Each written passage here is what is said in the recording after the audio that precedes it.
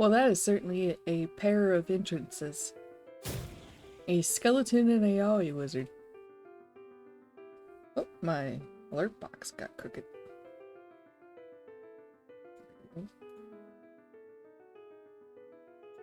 Hello!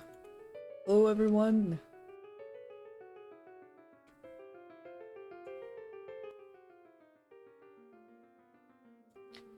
Good evening. Good morning, good day. Good how the heck are you still awake? I am Zachary, your friendly waypoint in the Vale. The piano is hitting a bit hard. There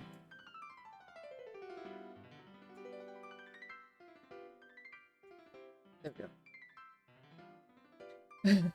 Yippee, a fish. Okay, hello. I am probably just gonna go ahead and switch over.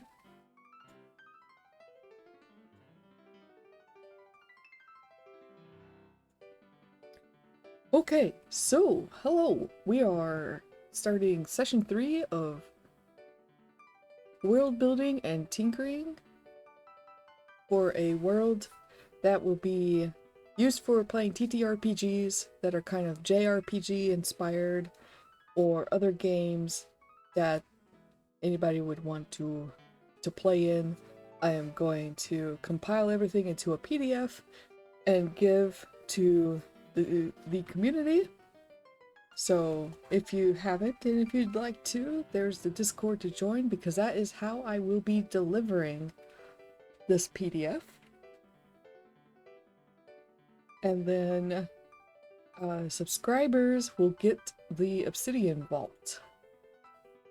So all the notes and stuff, they'll already have that packed into the Obsidian Vault. It will not come with the book. Oh, I forgot the link for the book. I knew there was one thing I was forgetting. But it won't come with the book that I'm using to help with this. You will have to purchase that yourself. And I will get the link for that right now.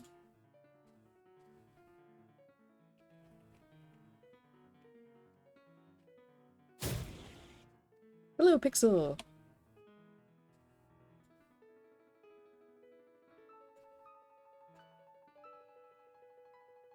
Welcome, and just starting. I've not missed anything.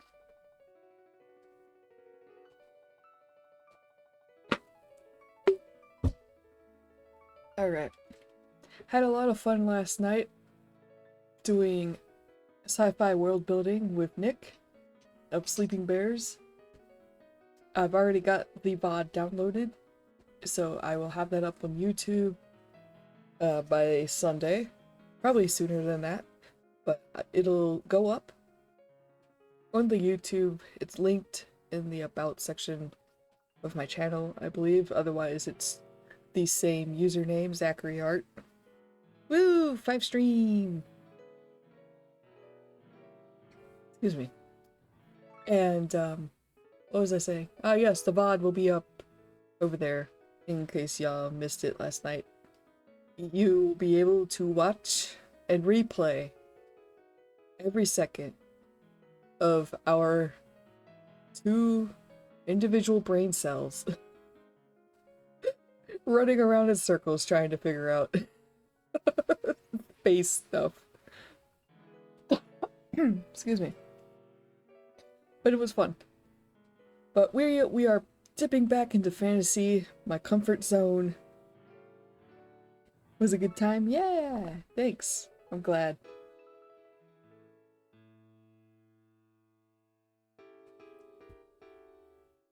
So yeah, back to Fantasyland. Last time... Hey, 3 more. 3 more of those, and you'll be on your way. You can make a 4-wheeled vehicle. I mean, you could probably get by with 1 or 2, but for optimal stabilization, 4 is where it would be at. So 3 more tires.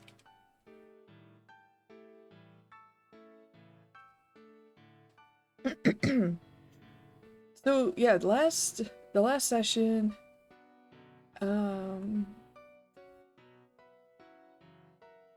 I think I did the Arcana part. Oh man, excuse me. And then I had started working on geography, but then I had to cut the stream a little earlier because I was starting to feel incredibly fatigued. Like, my body weighed 50 tons. So I was like, I cannot be upright anymore. I need to be horizontal. But, so for our Arcana, I decided that every mortal, being a tiny piece of the dreamer, has a capacity for magic. This capacity varies from person to person. It can be affected by lineage. The ability to access this reserve of magical energy also varies from person to person. Some people are unable to feel it at all, while others feel like they could reach within and touch it at any time they chose. This ability to access magical energy, call it mana if you'd like, can be trained as a skill. A mentor or school for magic can assist with this, but how much magic you can perform and how well it can be used still depends on mana capacity and your senses. Divine beings, being made through magic and belief, are able to grant mortals a temporary surge of magical power by way of blessings. A person with limited capacity and or limited skill in accessing magic can experience a boost if a divine being is strong enough to grant them a blessing. Effects and duration depends on the situation. And I did not get into the how of magic, like what goes into casting the magic, what is required to cast the magic, because that is going to depend on what game system you're playing. So, you know, if a game system says you can do like rift magic, rift spells, you would be able to do that in this game, because I didn't distinguish what type of magic can be done or how it can be cast. And then the limitations of magic, in kind of like a social and physical kind of sense, there are several factors that keep magic from being like the ultimate power or leading to the destruction of the world. Oh man, excuse me. I don't know why I am suddenly so full of air. Probably because I am drinking a Sprite and it is extra bubbly. But it is so nice and crisp. So various factors limit the uses of magic, and these are what prevent the world from being a chaotic mess or devastated by magic. Natural law.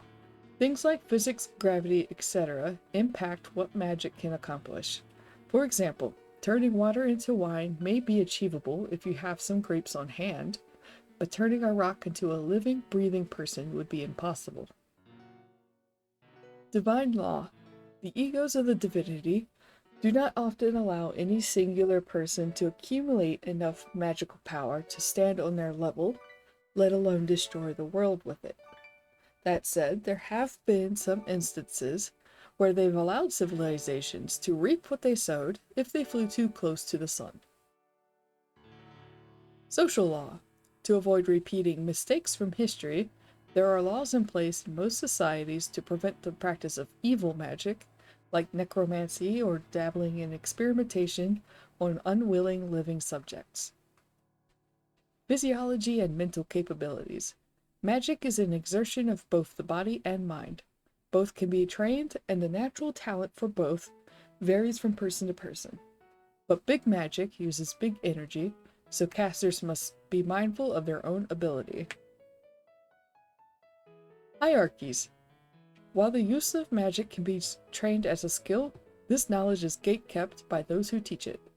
If you can't find a mentor willing to train you for free, you would need to purchase expensive tomes to self-learn, or spend time and money at magical academies. Those born to wealthier families or families with strong magic lineages have an easier time in developing their magic than a simple farmer.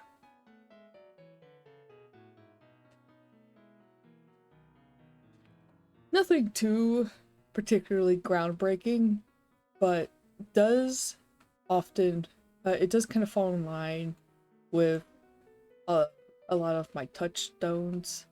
So because like in this case, this series, may I ask for one final thing?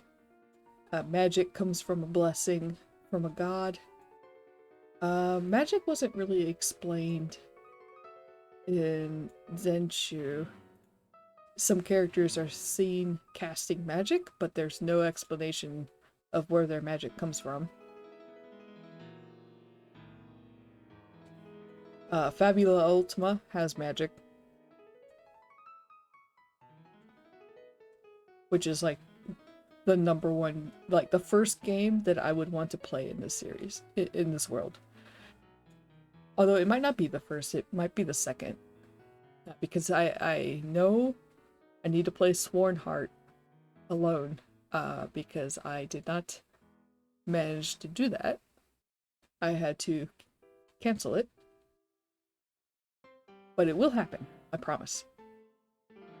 So it'll probably, I'll probably play that in this world, and that'll be like a good tester. But anyway, so after Arcana, we moved on to Geography.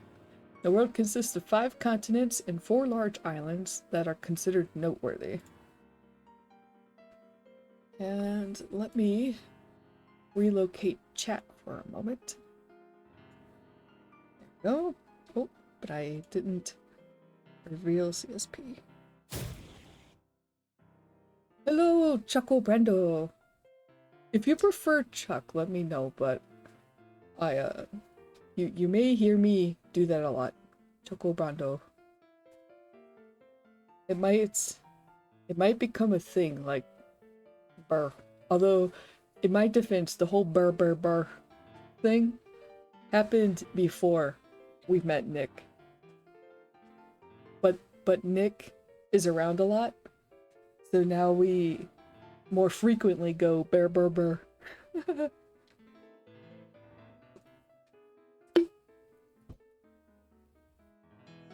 He was like, I think that's becoming a vocal stem for you and Cheeky. I'm like, it already was.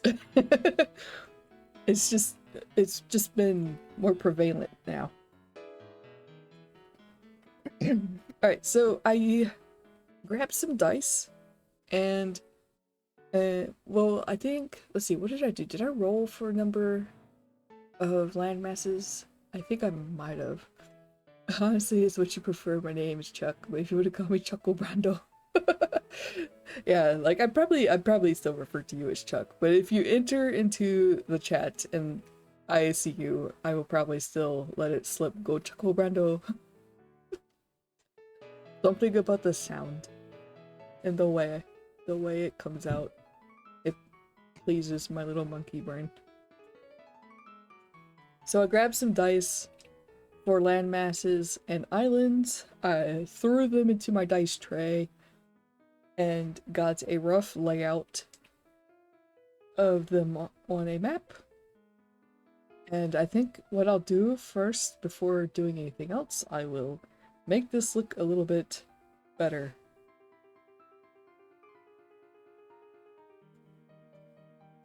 Okay.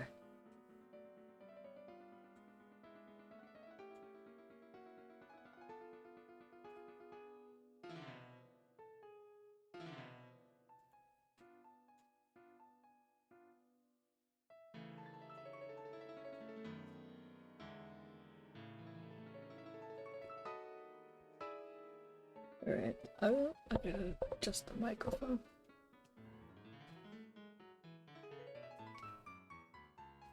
I'm not really gonna go into too much detail what they look like right now. I'm just gonna draw out a shape.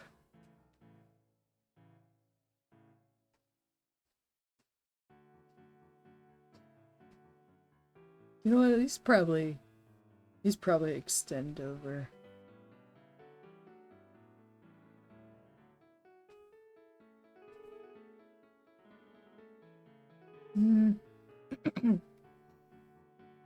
Actually, no. Maybe there's no poles.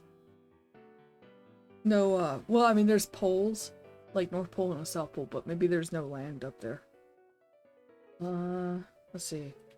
These two I wanted to leave disconnected, so these two can be connected. It's just that, they are two continents kind of butted up against each other, I think. Okay.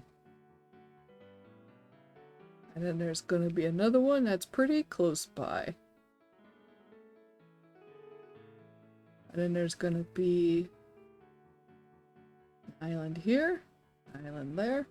I think these over here are gonna be kind of larger islands.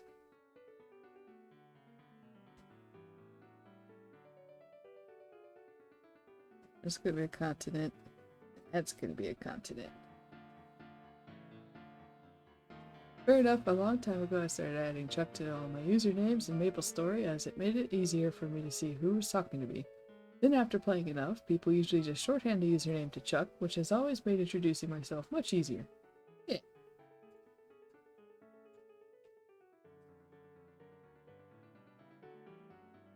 Okay, and then I have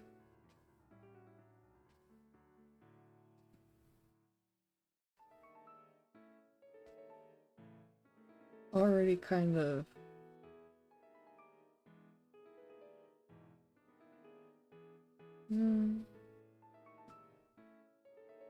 there's two things. Maybe this one. Just red. Ooh. Okay, hold on. My background is too middle tone. Let's make it a little lighter. Oh, it's so bright. There we go. That's a little easier on the eyes. Okay. Now, there we go. That looks better. Okay, so yeah, so this shoreline uses this island.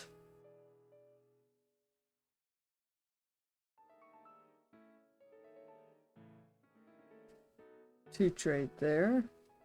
With the other continent. And we're gonna...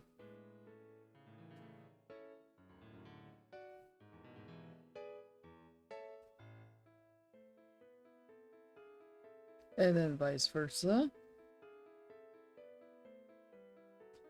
And then also down here, these guys are going to be green.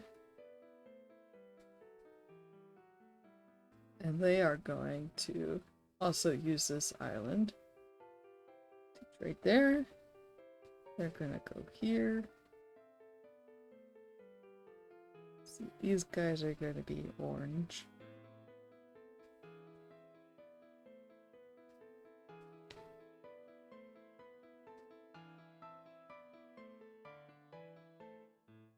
And then also, they're going to come around.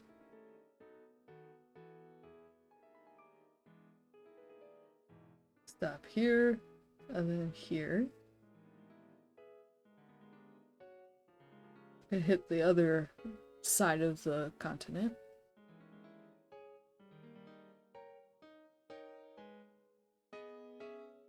And kind of also vice versa. And this one will also get some trade. And then the red one gonna have a lot of this. Obviously, these two would trade unless they hate each other, of course. But we haven't gotten that far. I'm just kind of preemptively going over some of the layout decisions.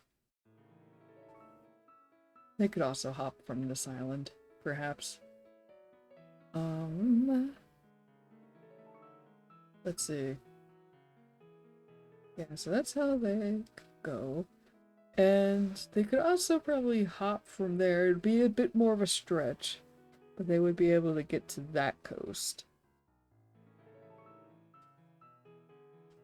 And then this other one will make them purple.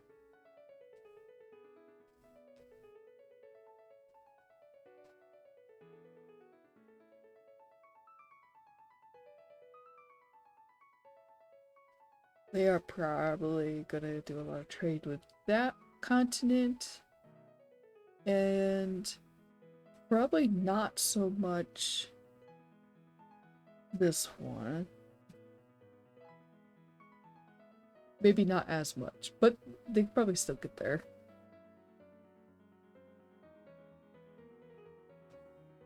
Yeah. So really, the one that would probably get a little, like, be considered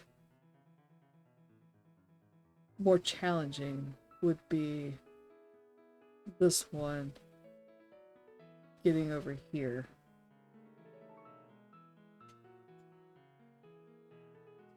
And then the resulting, or the reverse. Yeah. But that would be for later, because again, maybe some of them are not friendly, or maybe one is closed off for some reason. And the adventurers would have to be the ones to parlay or be a diplomat or something. Oh, shoot, I should have. Hold on, I should label these actually.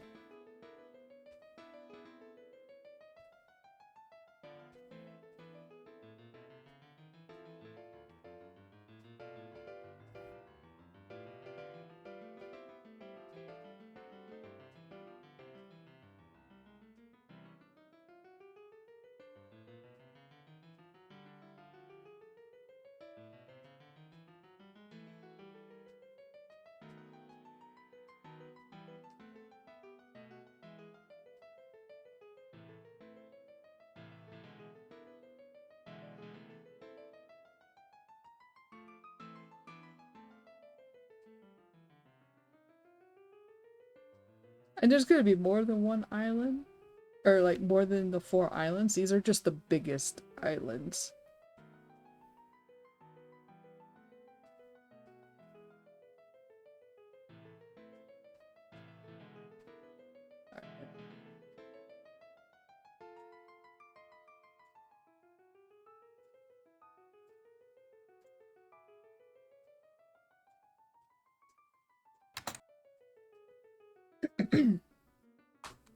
Okay.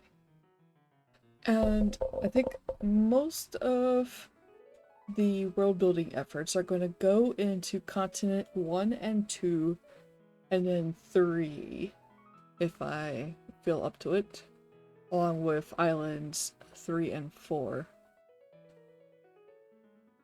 But I figured that continent 1, 2, and then 3 would probably offer the greatest potential for stories and adventures, whereas the other ones would be more like, I don't know, like unlockables in a way. Kind of like how you start off in Final Fantasy XIV on just Eorzea, like access to Eorzea, and then later the map expands through the different expansions.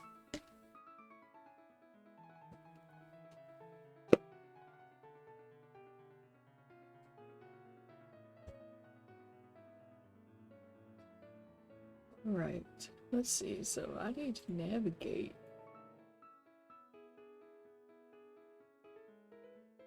Let's see, what else does geography have? Because this was where I started crashing. I, like, needed to go lay down.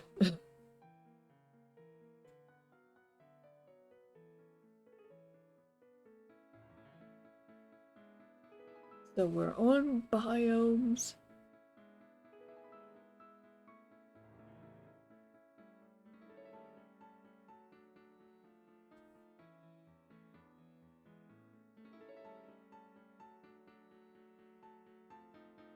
Hmm. Yeah, so I was also listening to a world building video while I was working earlier, and they were talking about like, oh, like, you know, will your planet, does it have a tilt? Does it tilt on its axis? And does it have, I mean, like, obviously if it's round, it's gonna have the equator, and so the equator is gonna be where it's hottest. And that's probably what's going to happen. I'm not really going to get too wild and crazy with this, I think, because a lot of the inspiration touchstones are kind of Earth-like for the most part. There are occasionally some areas that have something more fantastical, and sometimes there are they're like the biomes are a little bit more squished together or something like that. Like I know in May I Ask for One Final Thing, they went on, like, the main characters kind of went on this like pilgrimage kind of thing, and they went from their home region to a deserty region, and then they went to a region that was kind of Russian looking, and so like pretty, it seemed kind of squished together because I don't think the trip took too long. But it would be like I was kind of thinking like in video game logic, you know, the distance from a map, an overworld map with a forest, to another overworld map where it's kind of more deserty is not that not that long of a distance. So just kind of probably vague hand wave and not think too much about the science.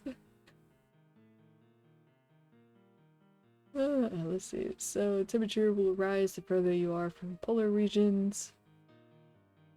Mm-hmm. Okay, so yeah, it's kind of talking about polar regions, sunlight away from the polar regions, effects of precipitation. Yeah, I'm probably not gonna get too like focused on how realistic it is to have certain things next to each other.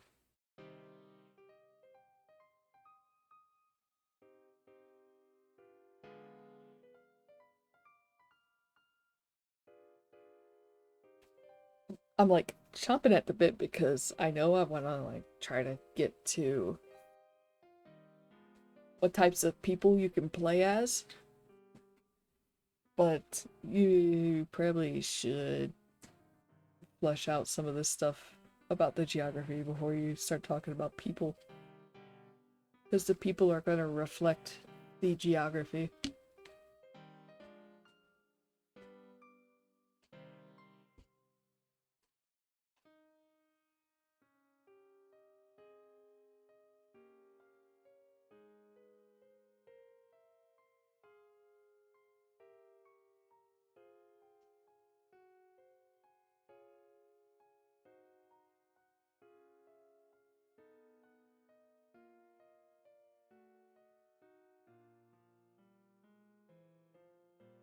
Okay, so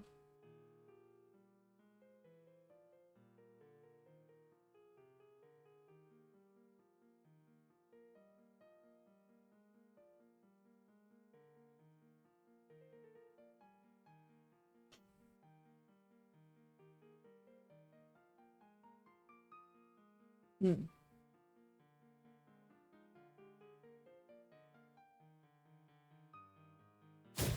Woohoo!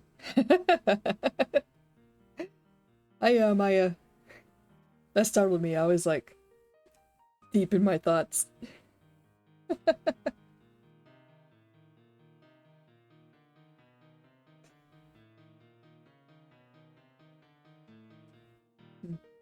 Maybe, maybe I'll just go off of vibes, I think.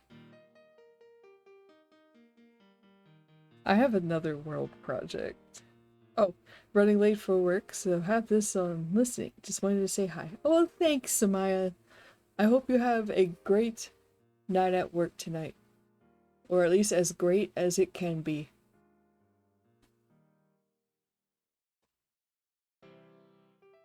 I hope nobody gives you any grief.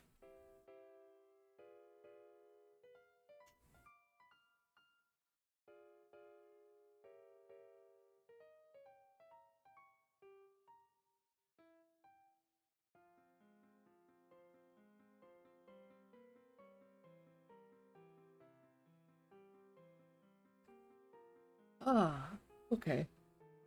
Alright, so I think I'll do biomes kind of just based on vibes and what kind of adventures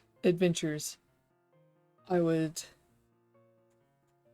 like I would want to have. Okay, let me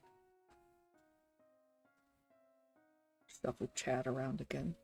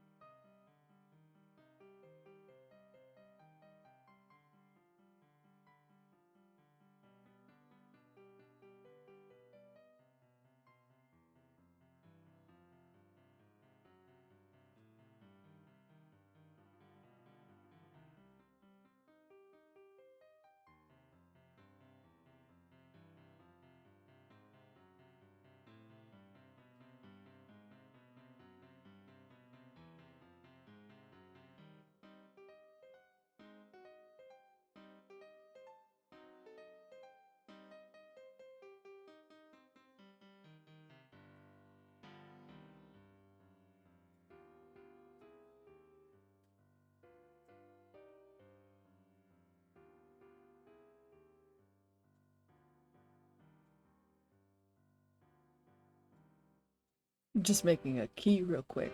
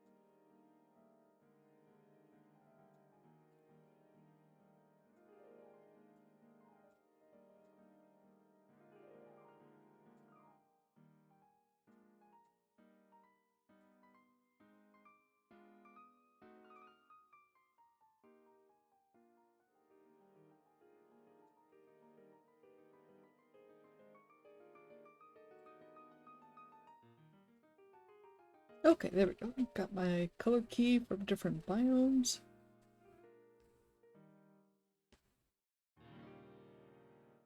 Let's see, I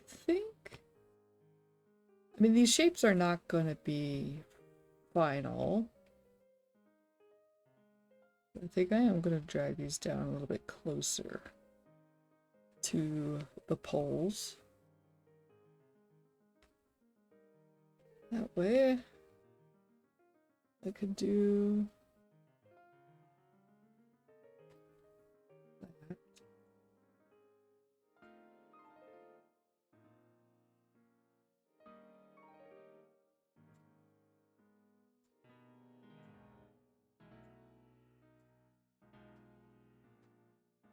Wait. Oh, I did that out of habit. Wait.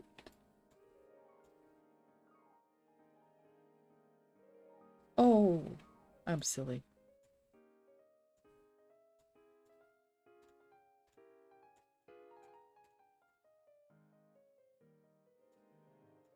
There we go. That's what I was trying to do. Okay. Let's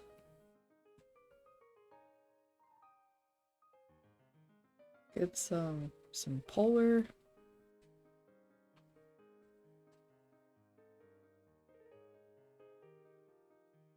Think maybe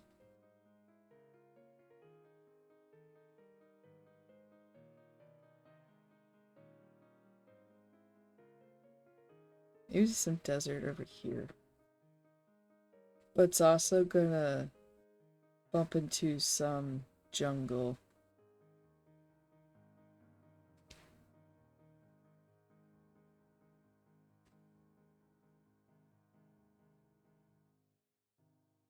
And then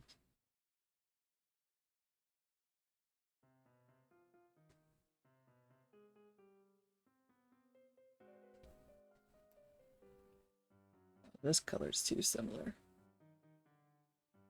Let's make it more red. Kind of thinking about like California and Mexico.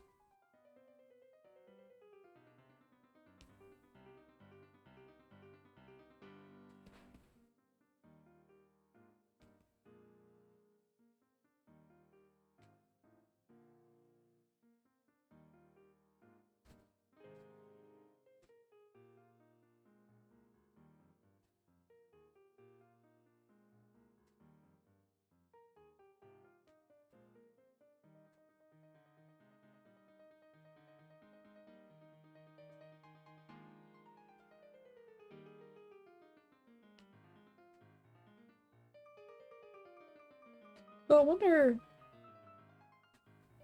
like, is prairie considered a biome?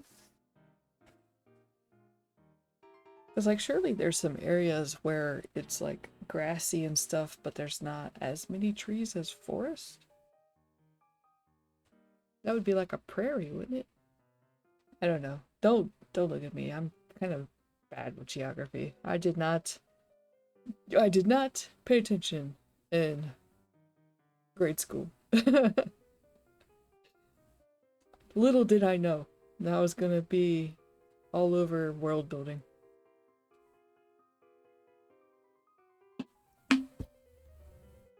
Oh, if only I had known.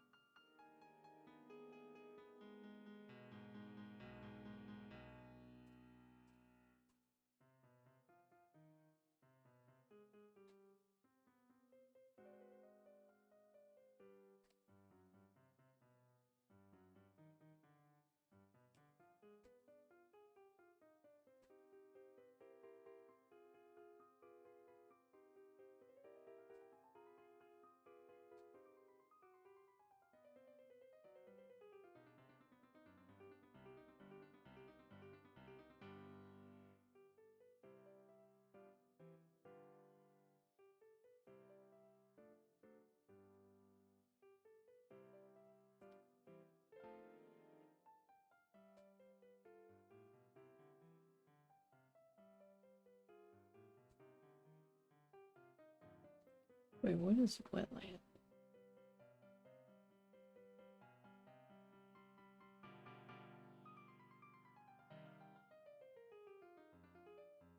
Oh, I see.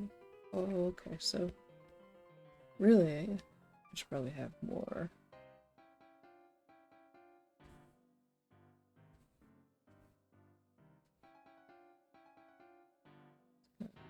Dot those in.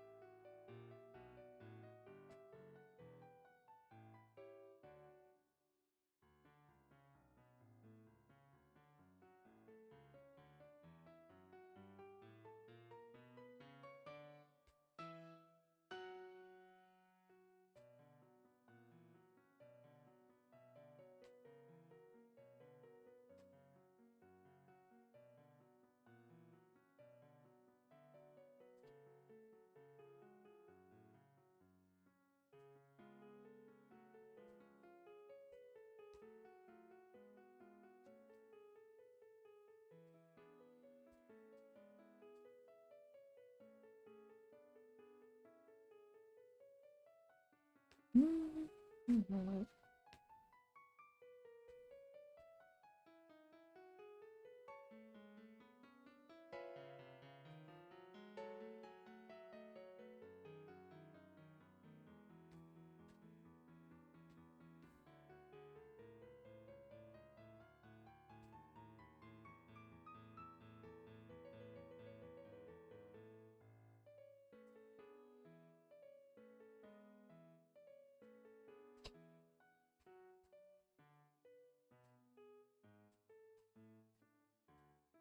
Okay. This looks alright enough, I suppose.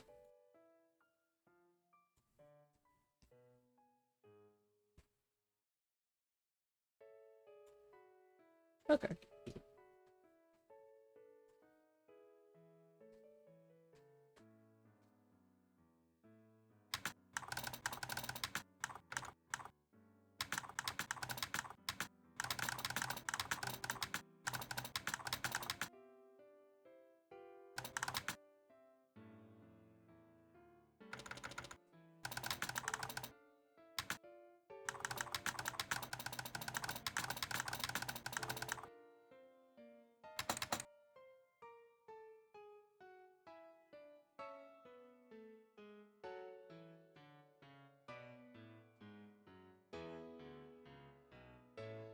Alright, so continents 1, 2, and 3 in the sketch below would be the most viable area for adventures and game sessions.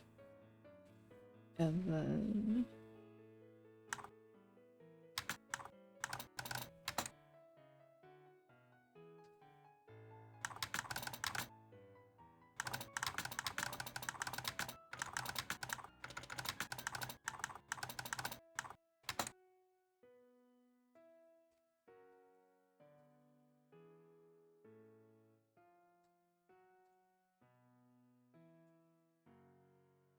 a screenshot of the map.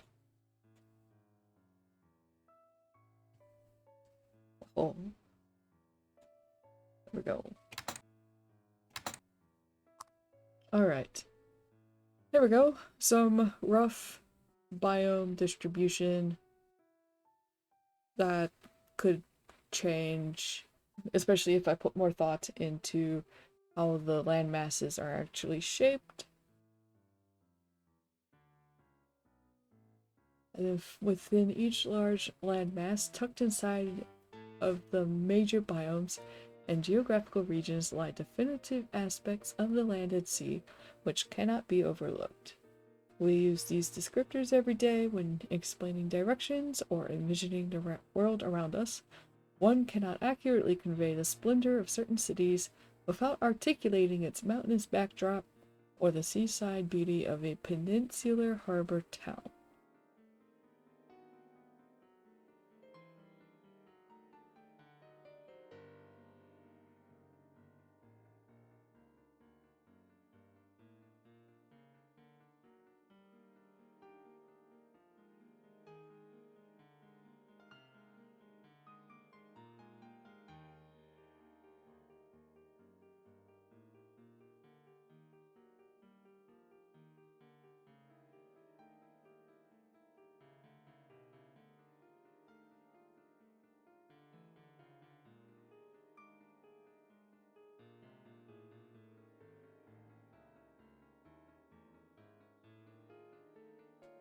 Okay, so I've got continents. I didn't do a supercontinent.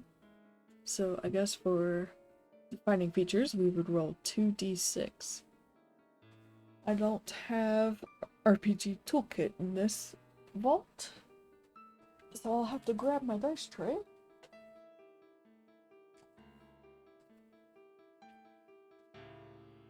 No, I'm sorry, I woke you up. Yep, that's right, you go right back to sleep. Clattering of the math rocks woke my cat up.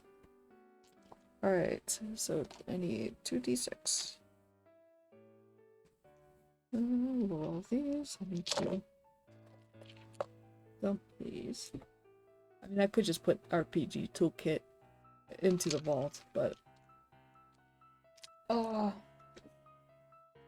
haven't used my dice lately.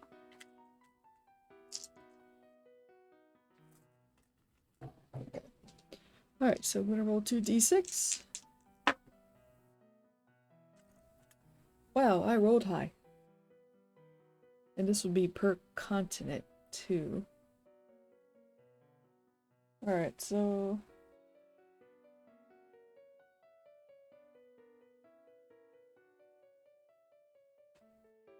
Wait, 2d6 defining features. But we have... Oh, I see. Or maybe I... okay. Alright, hold on. Okay.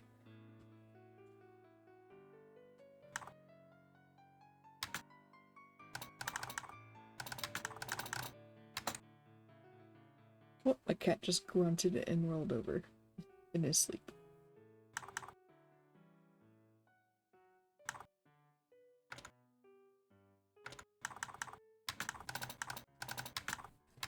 Alright, continent 1, which is going to be this top one up here.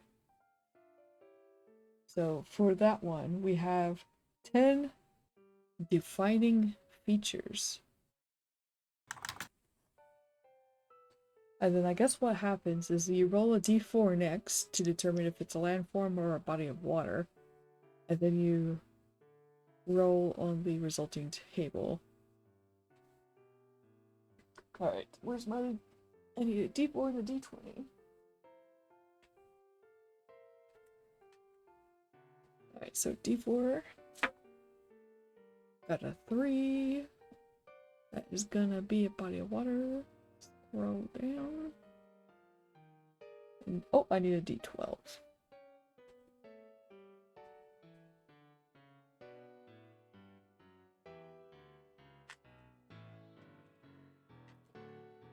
Okay.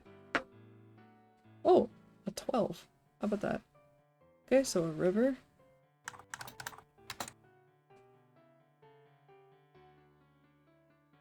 It's gonna be a lot of me scrolling up and down, up and down.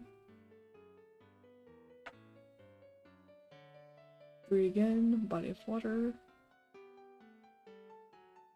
Oh, too far.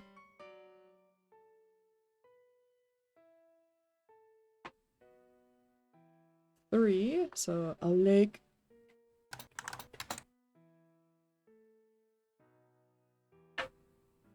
A 4, that's gonna be another body of water. There's a lot of water. 11, so another river.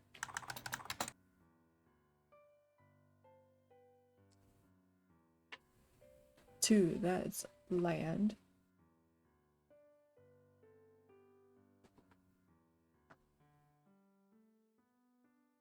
Got 3, mountain range. Alright, alright.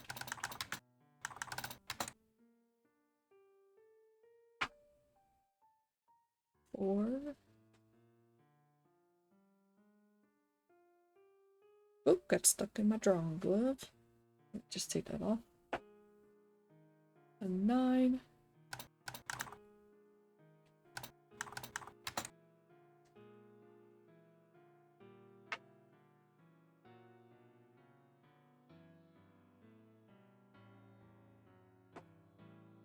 Oh, a 20. Groundwater feature. What is that? Such as springs, geysers, natural wells, and aquifers. Ah. Okay.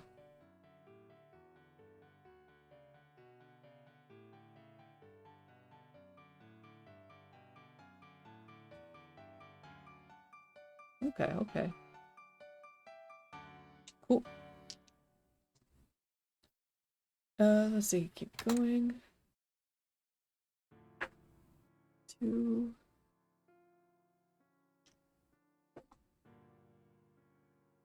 8. That is a plateau. Alright, so far this is kind of driving a lot with the biomes I kind of threw down.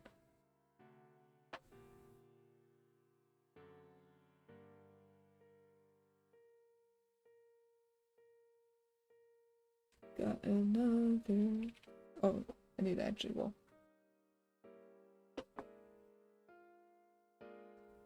C. A C. Interesting. Okay, okay.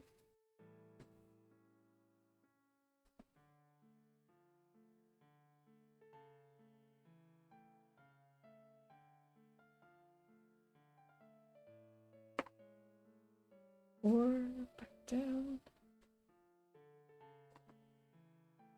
9.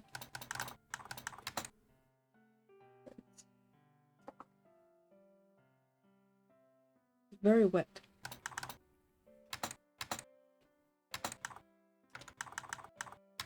Alright, continent 2. Roll 2d6. Holy moly, I got 10 again? I mean, these are going to be like the biggest continents in the world, so I suppose that tracks.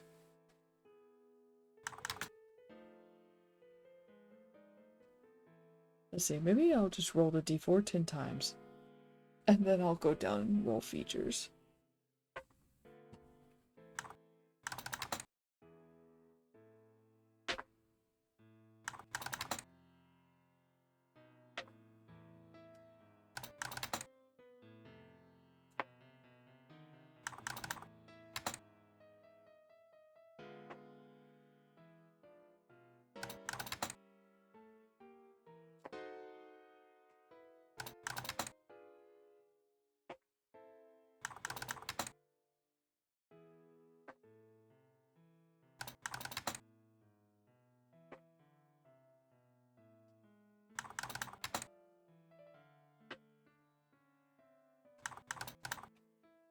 Okay, so now let's do all the water since I have that on the screen.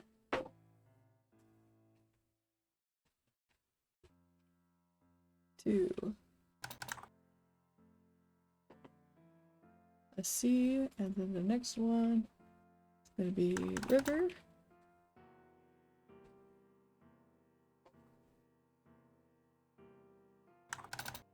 Pond. The river.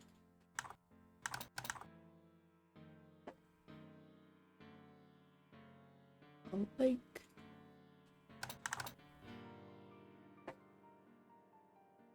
And another sea. Yeah, this is easier. I could also use that cartograph Atlas Edition game, but it would take me quite a while. However, that doesn't mean that I couldn't play it anyway. And then maybe I also won't do this for the other two continents. Maybe I'll just stick to the 1, 2, and 3. So 13 would be flats. Oh, okay, so this is where you would have flat land. Oh, I see now. Oh, I should have known better than to doubt this book. Hills. Especially after last night. Let's see, 11. Flats again.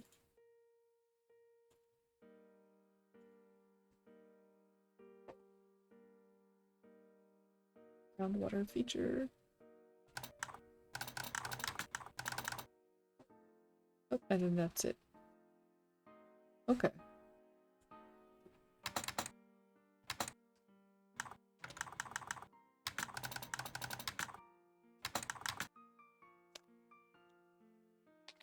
Pardon me while I crack my knuckles. If I get 10 again, I'm gonna reroll. 8! Okay, that works because, yeah, the third continent is slightly smaller.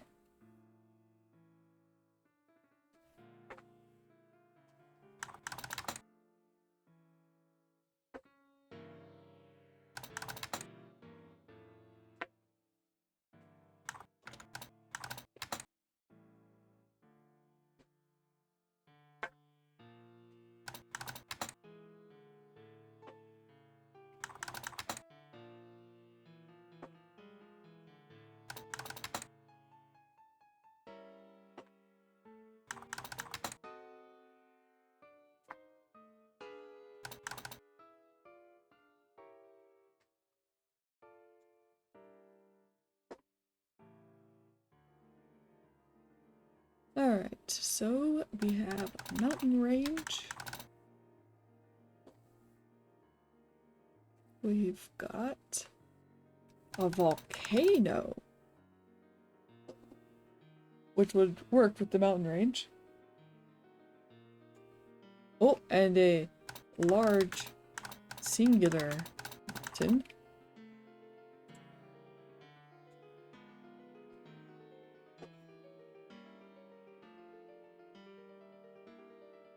And a plateau.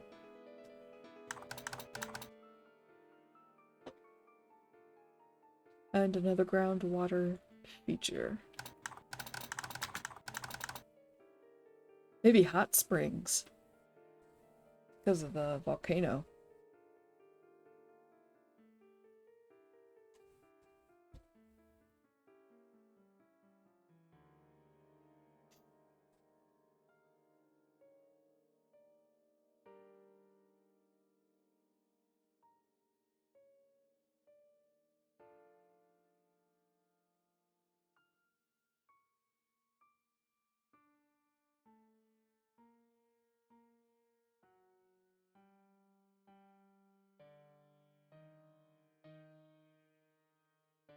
Kinda sad I didn't get like a lagoon or something. Or a swamp.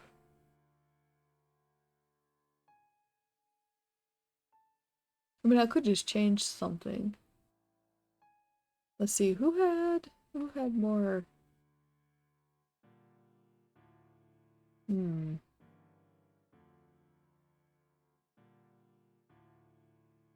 I feel like there's quite a bit packed into the third continent, so maybe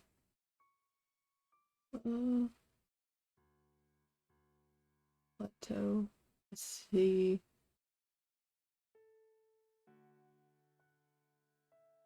There's a lot of water. There's River, river, lake, lake. And I had put some desert. I mean, it could still have some water near the desert and savanna.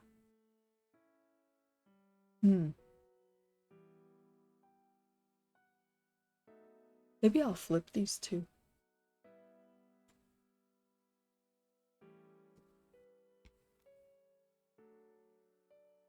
Back to obsidian. I'm just gonna leave, or Clip Studio Paint, not obsidian. But I'll just leave obsidian up. Let's see. So I'm going to move this down here.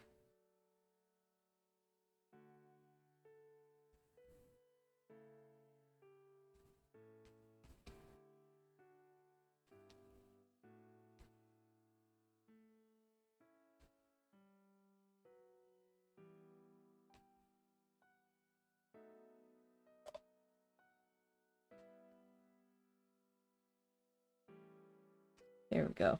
Okay. And then I'll take a new screenshot.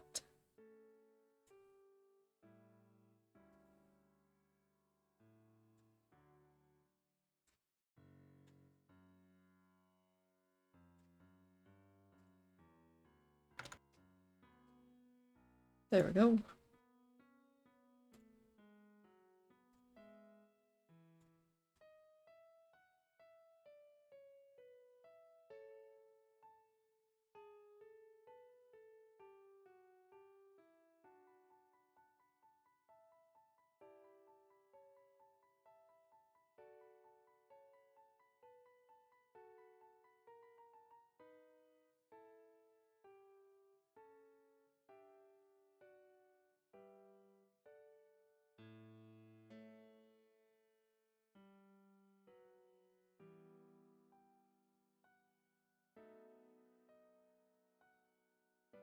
Yeah.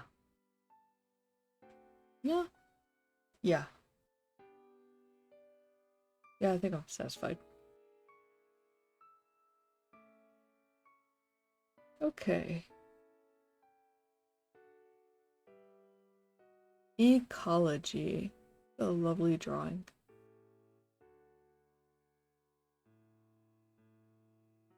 Let's see. What does this section entail?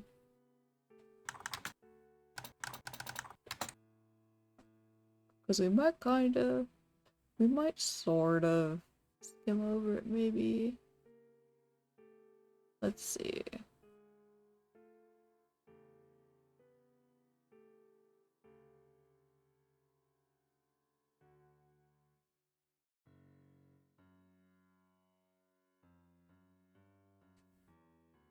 Oh, okay, cool. So it gives you, so we had those 8 biomes, which I didn't really do too much with marine because it's just ocean. Uh, but it then gives you a couple, like 2 different things you could do.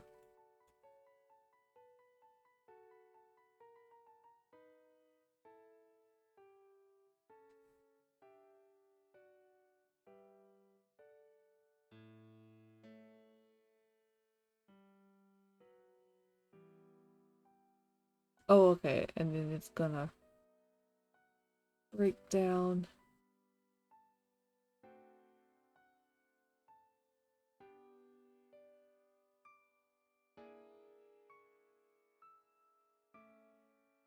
Huh. Spooky.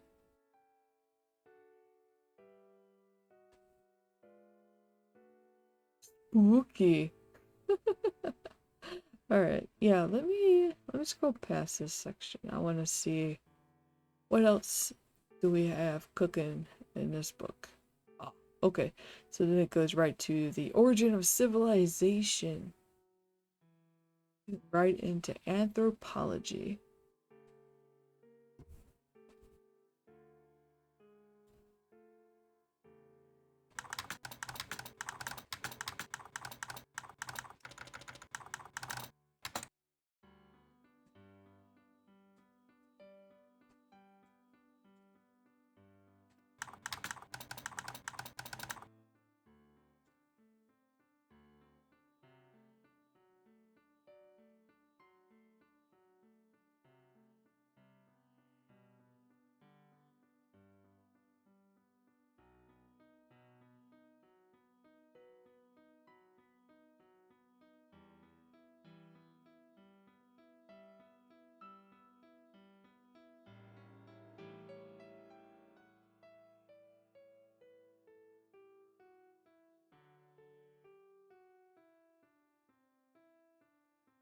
Hmm. Important note on sentience and sapience. The word sentience is used to mean a species capable of intelligent thought and consciousness, while sapient implies the ability to perform complex reasoning and planning. It's generally accepted that humans are the only fully sapient species, but we're gradually realizing that more species are sentient, at least to some degree, than we used to believe. Okay, so we would be for creating people, we would be talking about sapient species, I suppose.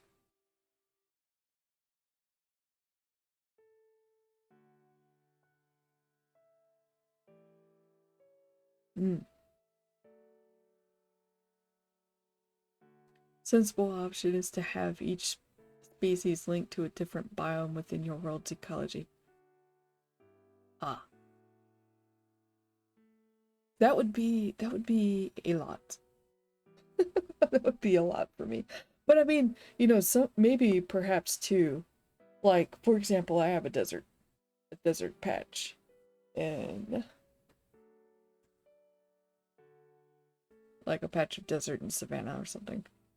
But there's jungle on like the other half of this area.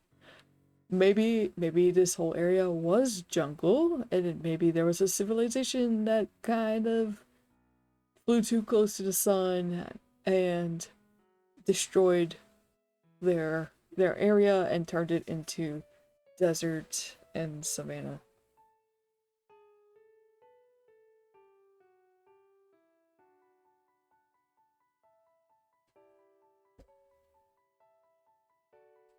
Maybe this desert is actually a wasteland.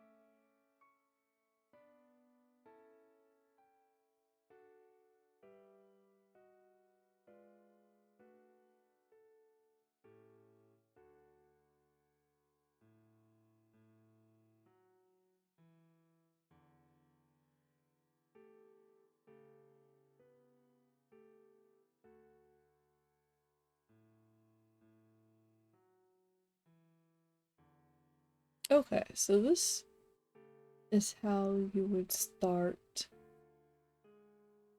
creating different species, and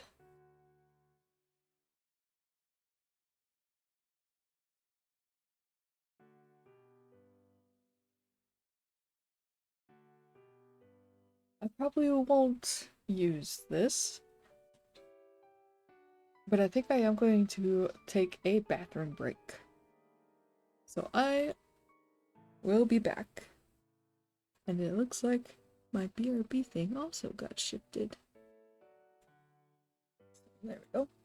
Alright, yeah, I'll be right back. I'm gonna take a bathroom break, and then I think, yeah, we'll attempt to start creating some peoples. But I don't think I'll use too much of the book for this.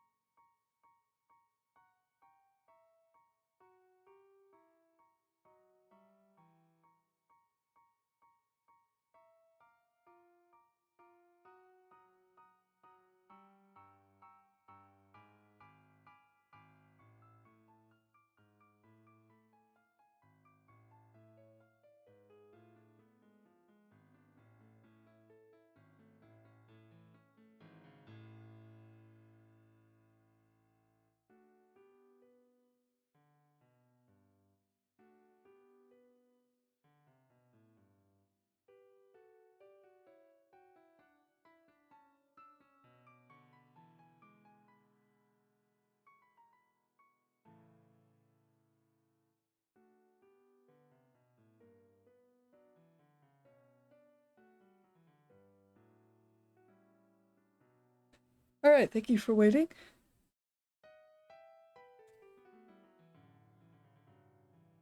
Okay, push some cables out of the way. Okay, so for peoples, and these would be people that you could play as if you were playing a game. I did a poll for subscribers in the subscriber channel of the Discord. So there's the link again if y'all would like to join. But for subscribers, we have a subscriber channel, and I did a poll to see what people would kind of like to see as player options in this world. Now, mechanically, they're not really going to do much of anything because that would potentially interfere with different game settings, and like, you know, different game settings have different perks or abilities that are related to the system mechanics, and obviously I'm not going to know every mechanic for every system that someone would want to drop in here.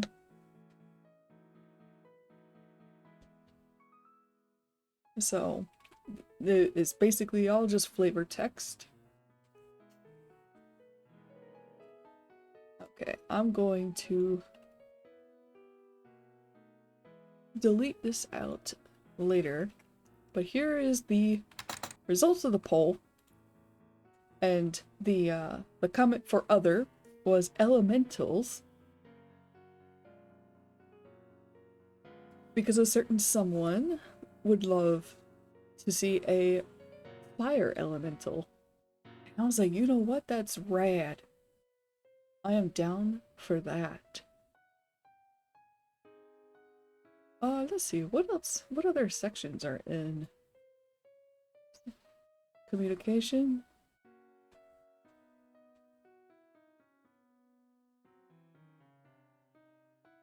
And then history. So history we would probably dip into. Oh my, that looks like it sucks.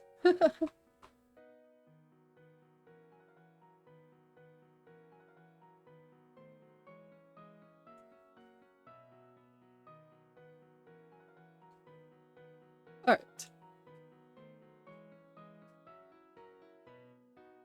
So in my inspirational touchstones, these ones here, this one I won't count because I don't. That's from Final Fantasy Tactics, I believe, and I've never played Tactics.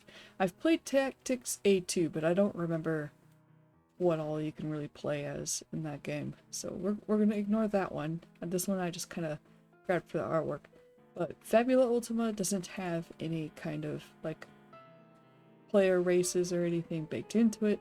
Ryutama does not either, other than the dragons, who are the game masters of the game. But besides that, everyone else is depicted as human, so you could probably change stuff. It would just be like for flavor purposes. AFK Journey, this is the main character that you play as right here. This is your player character, so you're essentially human. Supposedly. In theory.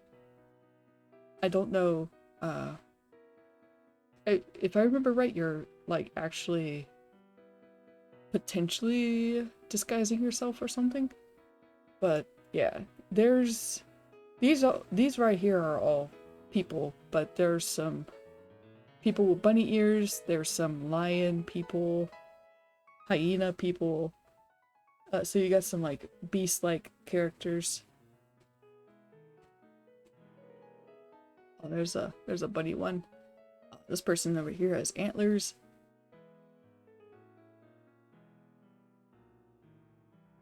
Yeah. All of these ones are human. In the Faraway Paladin, I have seen elves and dwarves. And that is something else you would see in isekai series because they're kind of that fantasy trope kind of stuff. So you'll see elves, maybe some dwarves, maybe some orcs, some goblins perhaps. This one and this one didn't. Zenshu had some kind of talking Pegasus character. And he's like the only one. The only Pegasus looking character. So I don't know what his deal is. But there's also like some dragon, like there was a dragon like person. Just mountain, talking mountain person, rock person. But yeah, so back to this. Alright, so according to the poll, people still want to see elf, dwarf, orcs, etc. They still wanted to see the familiar. A couple people would like to see, and you could select more than one answer too, so it could be, you know, one person voting all of these or something like that. But there were 2 votes for humanoid animals, and then we had a vote for very non-human features, so something a little bit more off the wall, and then there was this vote for elementals.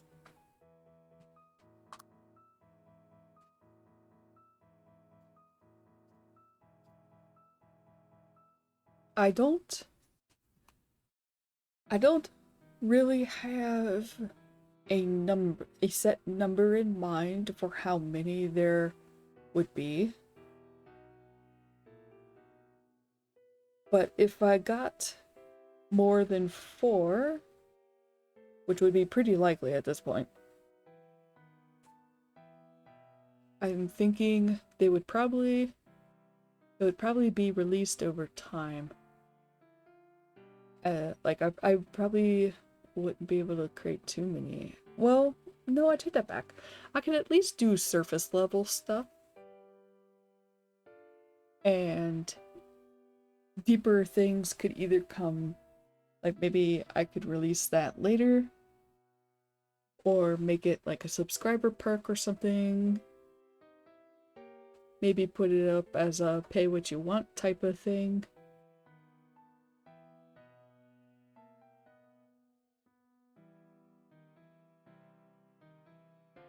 I'm just thinking that if I have like 8 different types of player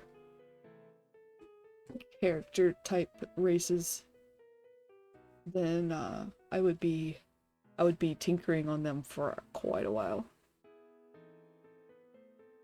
I mean, humans are still going to be a default option.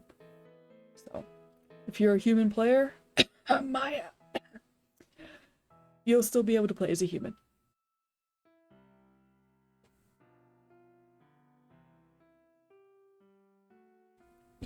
All right.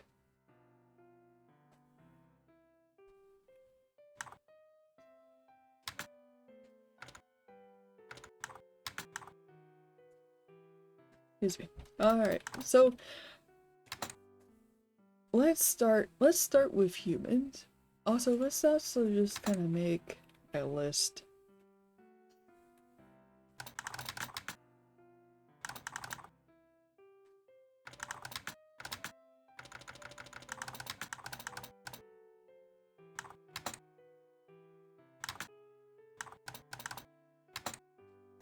All right, so we'll have elf. Let's see, dwarf, orcs. I think if I did orcs, I would do something a bit different than the mouth tusk thing. Surface level would be a good start. A good portion of TTRPGs have their NPCs and others. Yeah.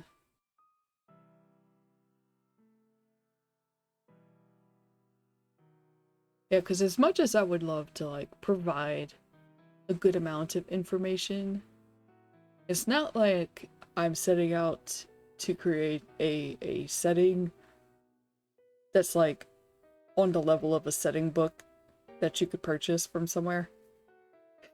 I would need more time for that. And I would definitely be going into greater depth for everything. This is just... I probably also wouldn't really give that away for free too, because that would take a lot of work. And then compiling that into a PDF, oh my god. With this kind of surface level stuff, I was just gonna export all the notes as as PDFs and then just combine them and then call it a day. Anything prettier than that, I would probably put up as a pay what you want type thing. And then maybe like charge $3 for it or something. And I would probably also add some artwork as well. But that's future stuff. So yeah, do I want dwarves? Orcs I could kind of go for, but like I said, I'm kind of meh on the style of orc that has tusks from the bottom, like, jaw.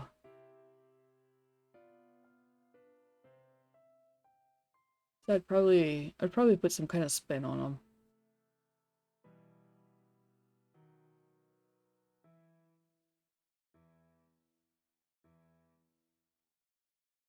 But I don't know about dwarves.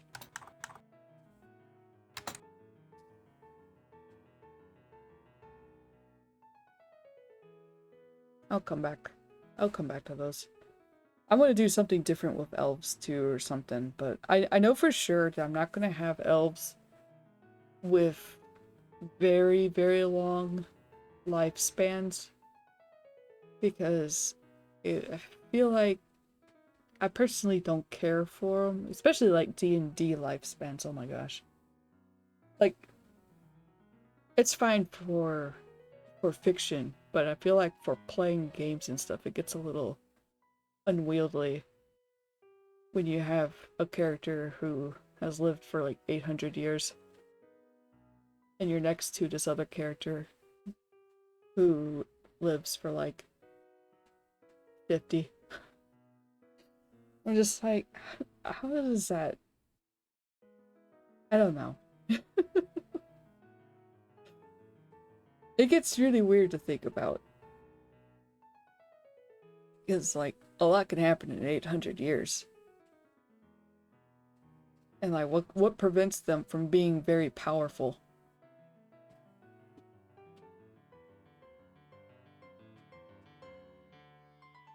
Okay, so humanoid animals.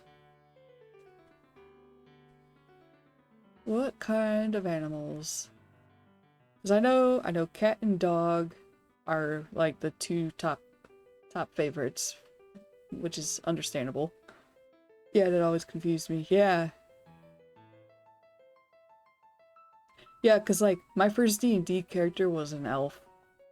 And I made him what would be the age of an elf just becoming an adult.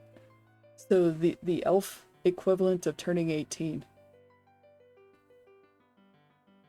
So like, you know, I played him as such.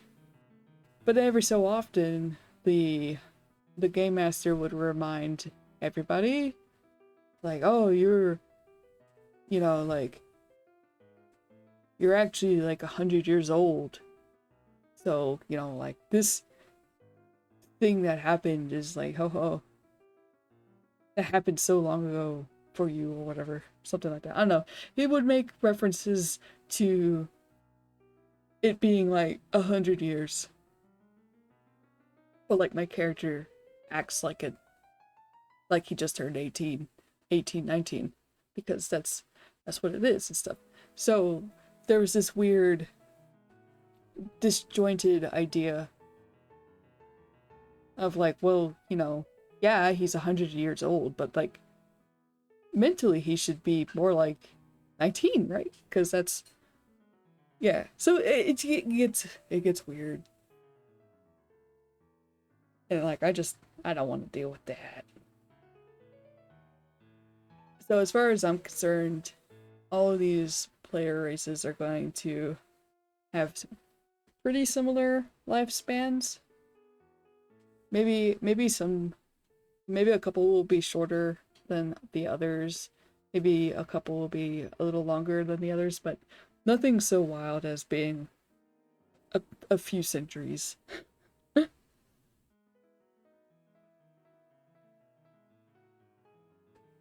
So for humanoid animals,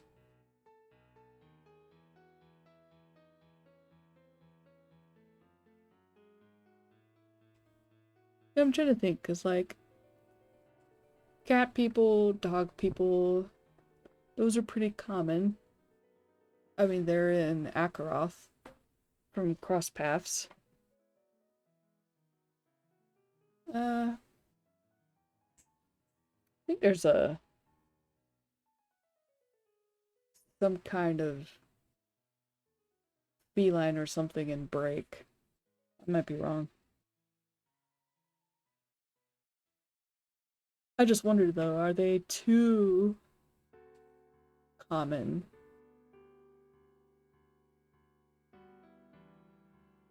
But I don't want to do too many types of animals either.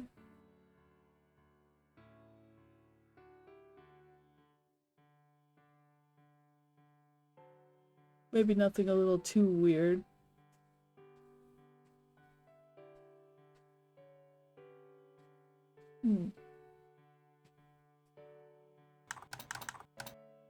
I'll put animal 1 and 2. And then I want at least one very non-human. And then elementals.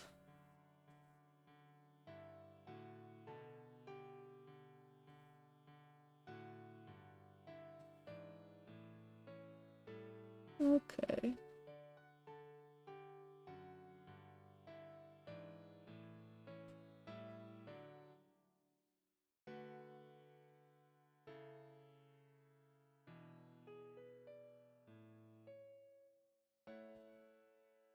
Scratching my face. Took my glasses off so I could rub my eyes and eyebrows. Okay. Yeah, so let's start with humans.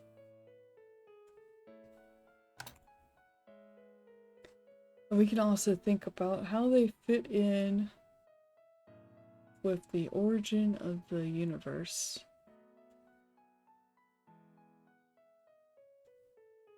Because all of these peoples were likely created by the Dreamer, along with the first host of the gods and deities.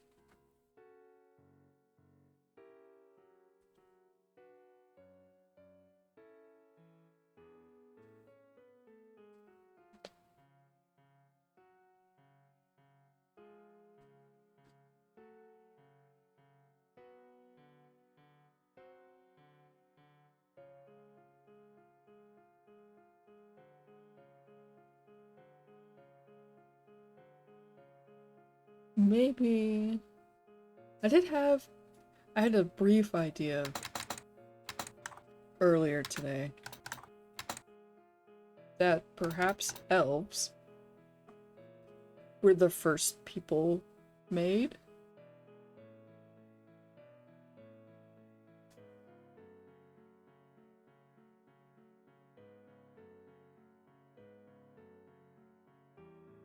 And that could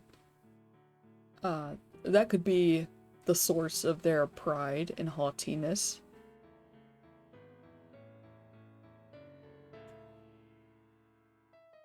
That would make sense, yeah. But I don't want them to be super long-lived. I'll just start making bullet points.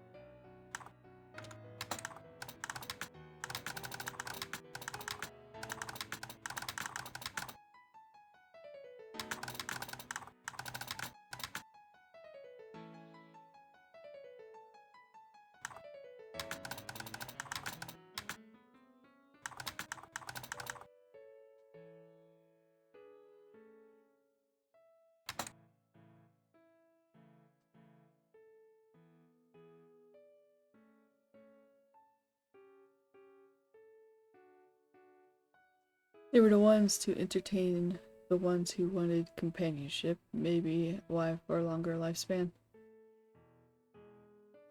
Yeah, but the first also created the second host of divinity for companionship. So they created more gods, usually by procreation, but also through some other means, through magic and belief.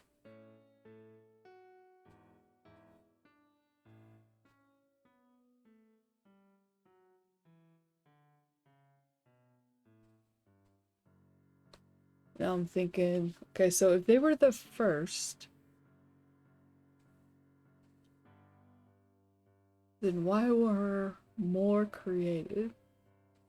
Was there some kind of flaw in the elves that would lead to the creation of others? Or did they just want more diversity?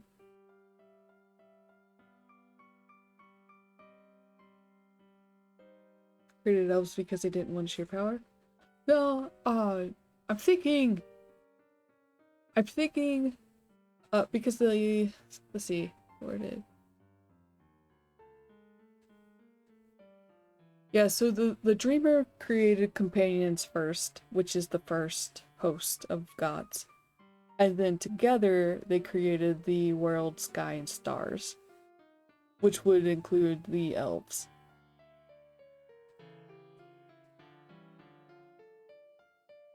And they would have kind of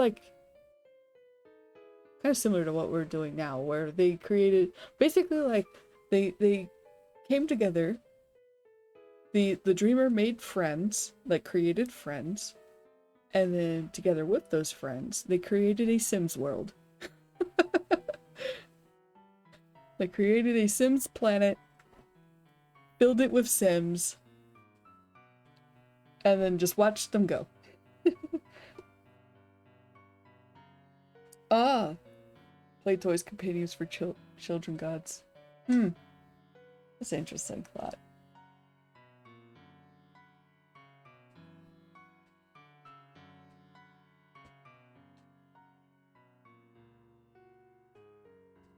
Yeah. And then when the dreamer woke up, they essentially went on a journey to travel through their Sims world and see it while they're awake.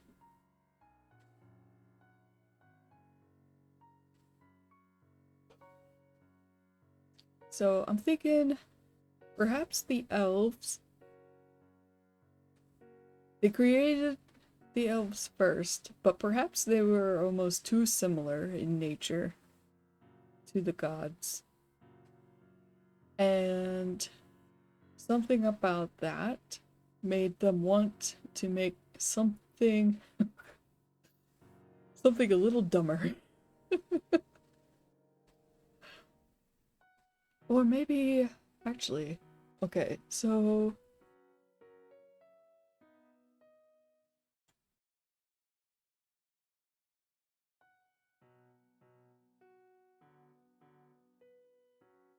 so I know for sure that there are this many members of the first.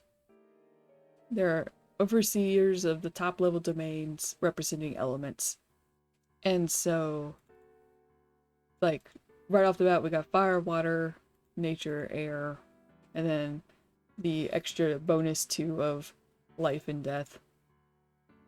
So there would be 6 members of the host. We got 1, 2, 3, 4, 5, 6. Okay. Oh, I have an idea about these. They're kind of eating at me. It's kind of eating at me. The only downside to it is that the idea is similar to something that Ash of Cross Paths did for his lore. And like, I don't want to cross the line of inspiration and head into thievery territory. Especially when I respect the guy a lot. And I'm his moderator in his server. But in Akaroth, the setting that, you know, Legends of Akaroth and Draconum take place, humans were created by one of the gods, the head god, C4, in his attempt to make elves. And he bungled it, and that's how he wound up with humans.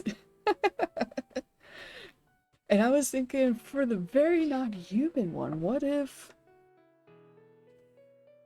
what if those were the gods' attempt to create a race of people without the dreamer helping, and it didn't quite go well. I could even make it so that maybe it's the second host that tried to make them, because the second host, while still being like pretty up there in divinity, they are still inferior to the first host. And so, like, what if someone or someone's in the second host attempted to make their own beings and it didn't go quite right?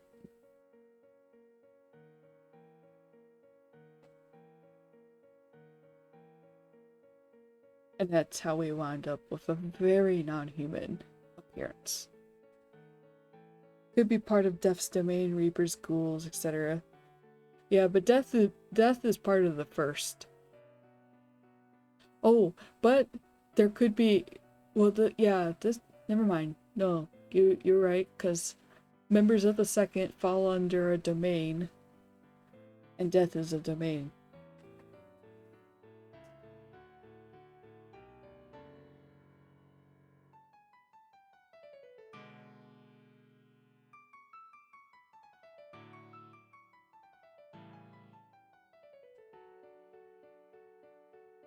That, or they're part of the life domain.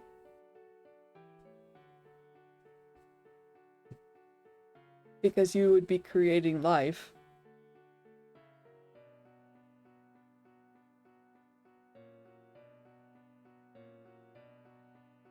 Or it's one of each.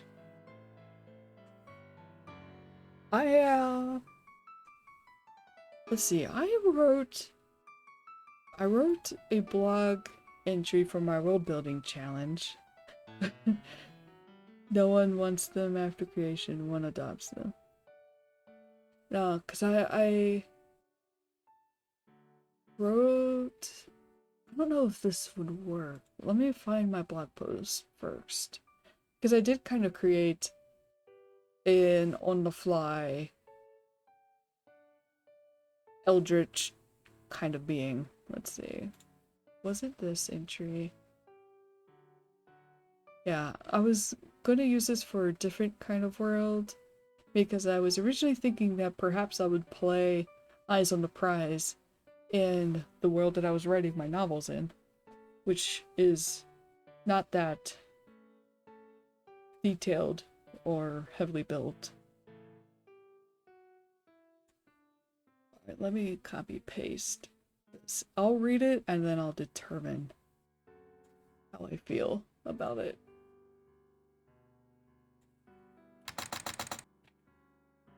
Okay, so what features do they commonly have across the board? They have some variances like differences in fur colors or scale patches, but generally what do you often see? So I whipped out my character design deck, rolled on it. So I had tentacle / eldritch, fangs, and horns. Let's see. Because in the book I did reference a void-like plane of existence that creatures will pop out of sometimes. And then I was thinking that maybe a group of creatures came out of the plane, but instead of trying to do things like eat people, they settled down and integrated into society instead. They have true forms that are on the cosmic horror side of things, but adopt human-like forms for convenience or out of preference. I had some dragon. Like, I have Dragonkin in that book series, and the dragons are kind of basically kind of like shifters, where they can have a humanoid form, and then sometimes you'll have, like, you'll see them with scale patches and their dragon-like eyes, maybe some horns, maybe they have like smaller wings out. But they're able to blend like a humanoid form with their dragon form, and then they would have their full-blown dragon form. So I was thinking of that, where these eldritch like people could blend those forms or look more human like if they felt like it. And often you will see them with tentacles that appear from their back. These can vary in number and appearance. Some look like octopus arms with suction cups to grab things. Others are smooth and sleek. They can be controlled individually, but may sway or move without the person thinking about it, similar to how someone may not notice they're bouncing a leg or fidgeting. Their length and coloring also varies, though shades of dark blue, dark purple, and black are more common. Other features include sharp canines that are long enough to poke out of the mouth if the person is comfortable like that. They also have horns, though these vary the most in appearance and quantity. They can have up to 8 horns that look like antlers, demon horns, goat horns, etc. Since they adopt a human-like form, their hair and skin colors vary just as much, though you may occasionally see someone with a unique shade, such as green and purple. And this would actually work kind of well with there being orcs, because I was like, orcs probably come in like green or purple shades. So their true forms used to be seen as frightening at first, but are now seen as mundane.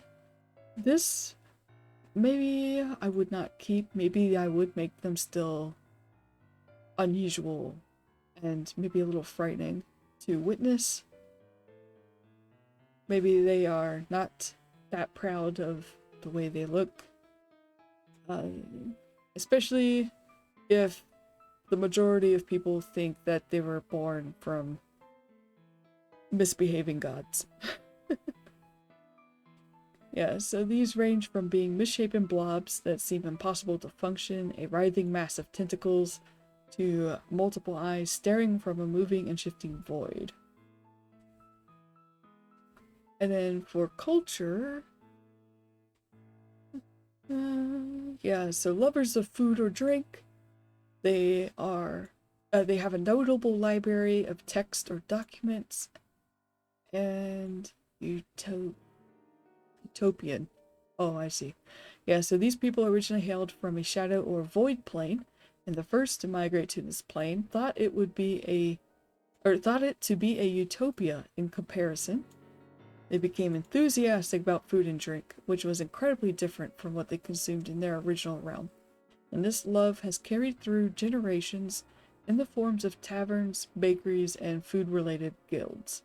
A large library was created by one of the first immigrants, who made it their life's work to study this plane and realm. They worked to compile as many texts and books as they could on a variety of different subjects, from wildlife to rocks. This library is the largest, most comprehensive collection of books when it comes to topic variety. If there's an uncommon or niche subject you're interested in, you'll probably find it in this library. While the founder has passed on, their legacy continues as scholars and enthusiasts continue to grow the collection. Whew.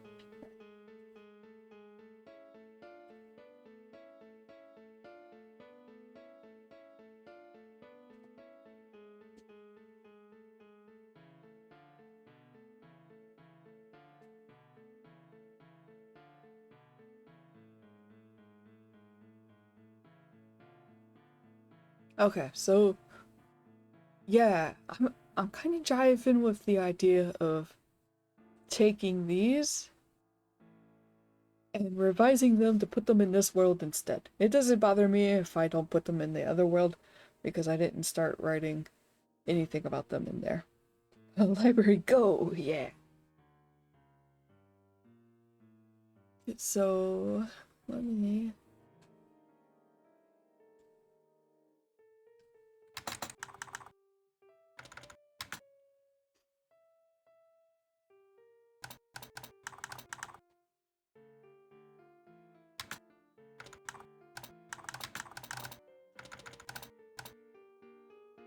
Alright, so yeah, we will keep this as common physical traits.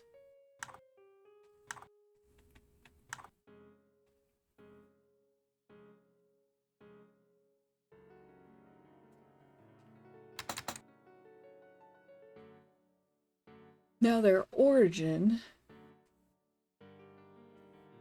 These ones' original origin was from a void or shadow plane, which I could keep, but then we would be getting into planes, different planes of existence.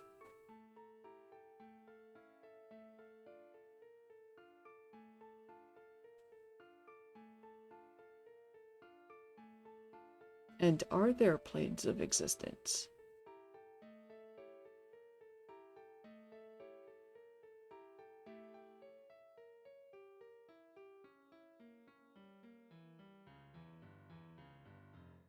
I do have a bit of interest in like a Fey realm kind of adventure, because like I was watching or listening to London's VOD where she kind of starts digging into household, which is basically kind of like almost like Fey stuff, but in a kind of borrowers type setting. And then I was watching another video that talked about Fae, and I'm like, you know, Fae are kind of cool. Yeah, the artwork in that book is phenomenal. I could never put out artwork like that. That stuff is just the environment stuff was just spectacular. I'm glad they have an art book, because I think they have an art book, because that stuff is worthy of having an art book for. Got that in the Humble Bundle. Yeah, I was kind of tempted to get that bundle, but I only wanted a couple of games out of it. And I would have to pay the full price, and I was like, this kind of feels like a waste. I almost want to just pay full price for just the individuals. I know that probably sounds weird.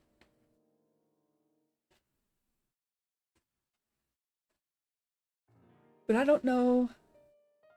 Do I want a Fey plane or a Fey realm in this world? I think sometimes there is some Fey stuff in some of the inspirations.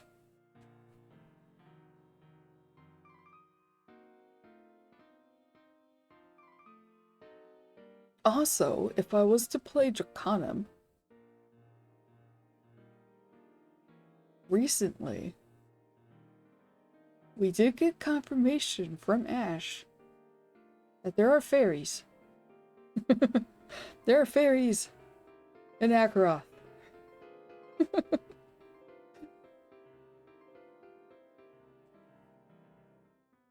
Because if I had a Fey plane, that would justify having a shadow plane or something.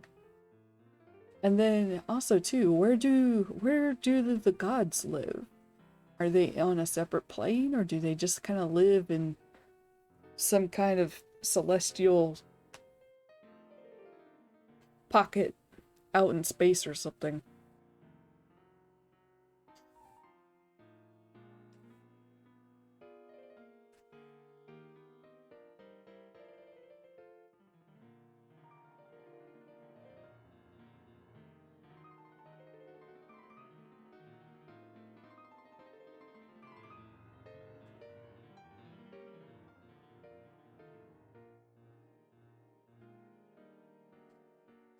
That one I was looking into because of you. I haven't quite decided yet. Oh yeah, I can totally like vouch for Draconum. If you like making characters, Draconum has so many character options. You have the kin, you have subkin, which I think the subkin are mostly just for flavor. So like if you're an arbor, you could have antlers that grow flowers, or you could be an arbor with other kinds of antlers, that kind of thing. Or like elves, there was 3 types of elves. Uh, Elfie elf, I think. Oh no, wait, wood elf, sea elf, and then they have a cosmic elf, which is like the coolest thing ever. Uh, and then like so you and those options, those kin, they have their own perks that you can choose from. And then you have the classes, which have subclasses. And I'm pretty sure I think you can multi-class. I'm not sure. Don't quote me on that. I don't typically pay attention to multi-classing kind of stuff, but apparently that's what everybody likes to do. They like to multi-class.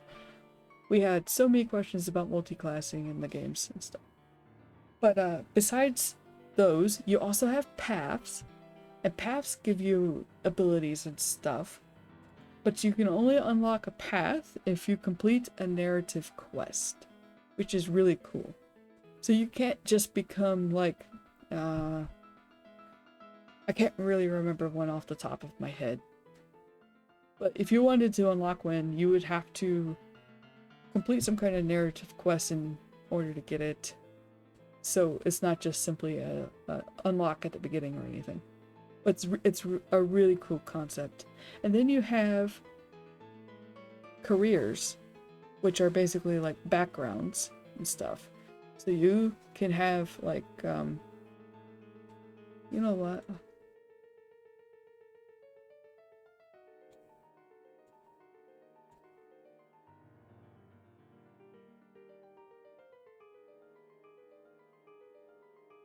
I just want to look at the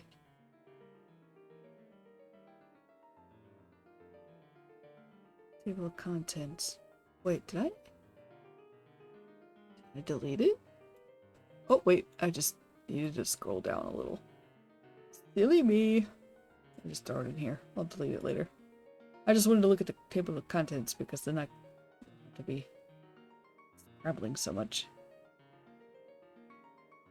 Yeah, alright, so for character kin you have all of these options. And then you can have kin. And then if you, I think, was it added to the Herald's Guide? The Herald's Guide is going to have a lot more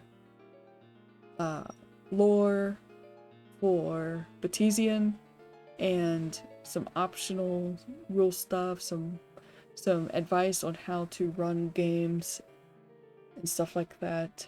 I know there's a triple kin somewhere, but I can't remember if that was playtest snippet experimentation stuff that he throws out sometimes for us to scoop up eagerly and squirrel away.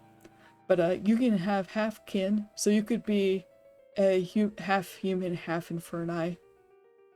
And then there's the character classes, and all the character classes have subclasses. There's advanced classes, which are also pretty cool. They just have more stuff to track, so that's why they're like considered advanced. Then you have the character careers like artisan, and then like here I'll show an example. So for artisan, there are these perk trees. You get these no matter what tree you pick. But so for artisan, you have blacksmith, enchanter, and engineer to choose from. And you can have all 3 of these if you wanted. And then you would unlock, you know, the skills as you level up and stuff. And then you have paths, which are like also plentiful. Yeah, so like all of these here, each of these have 3 skill trees. It is pretty awesome. You can make so many characters. And then there's dragons. You can make dragons. let me delete that out of there. So yeah, Legends of Zakkariiart is like, I consider that easier to pick up and start playing because there's different kin that you can play as, but they don't have options to choose from. You just get the one or two ability, and then like that's it. There's no choosing or anything. The classes are kind of more simpler, and yeah, everything basically fits into one book. Whereas Draconum is what I would think would be your big epic long-term campaigns.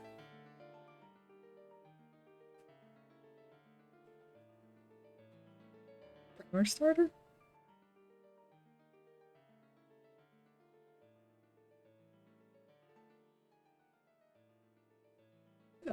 Sorry, I don't know what you mean by that one.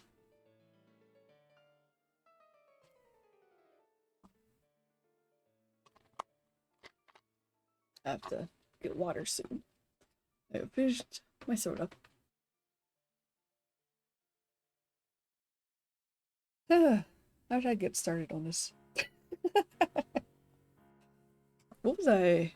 Yeah, what was I doing? Where's my drawing glove? There's my drawing glove. Okay, I'm going to... Oh, Legends would be a primer starter into the world. Kind of. They're in different regions. So the character options are different. Like in Loa, you can be a dwarf, but you don't have that option in Draconum, at least not in the core rulebook. Instead, though, you could be, let's see, Arbor. You could be an Arbor. Arbor are an option in Draconum, but not in Legends of Zakkariiart. And the two games are definitely pretty different. So if you can't really use one as an introduction to the other. They both use the same stats. So like gods, soul, mind, shadow, body. And they both use D6 to resolve stuff. Along with the whole like, yes, but if you don't get a full success, I think, for the most part. I don't know, it's been a long time since I've played Draconum, but like the combat is completely different. It's definitely more JRPG inspired for Loa, which is what it aimed to do. Whereas Draconum is more like I can't really say it's like D&D because it's not like D&D at all. There's no initiative, and there's like an active defense system where you can choose to spend your defense slots in order to negate or lessen damage that you take. I've also heard that martials in Draconum are way more fun to play compared to D&D. But yeah, the two combat systems are definitely very different. They have different vibes, different aesthetics too. Let's see. Okay, I have two ideas right now at war with each other. Let's see. Let me throw on Clip Studio. Let me try to sketch out my thoughts.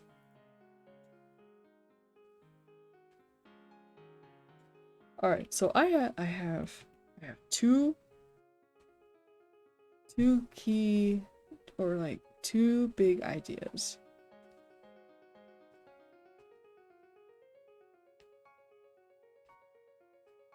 Oh yeah, no. You're okay, because I have not I have not been engaged with Dracanum for a long while in great depth because I got to participate in the playtest for Legends of Akaroth, and then the crowdfunding started for it, and yeah, so basically from about the end of November, which is when the playtest started, and all the way through the end of March, I think, it was nothing but Legends of Akaroth. So I have not been able to touch Dracanum since November, aside from the recently updated demo. The self-guided demo. Which I keep forgetting I need to upload on YouTube because I keep thinking that I did, and I have not. I have not uploaded those VODs. And I have been thinking about it because I did leave off on a very interesting, like, event happening. And, I thought that maybe I could play that in this setting. And just change how the characters look. Although really I would just have to change one because I think the other guy was an elf. The first person was an arbor, but I think the companion character I picked up was an elf. But okay, so I have two different ideas here. I got idea one, where it's sort of like the original idea, where these eldritch folks came from a shadow or void plane.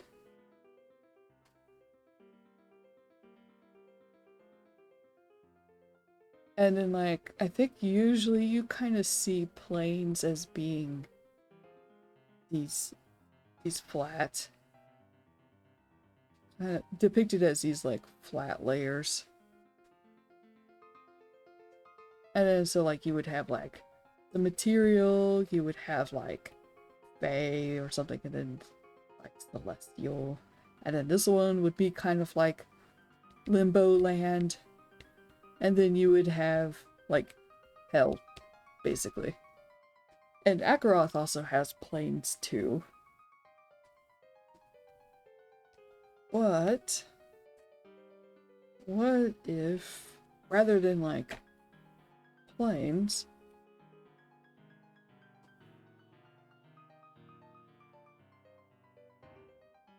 what if they were kind of more like, those layered jawbreakers?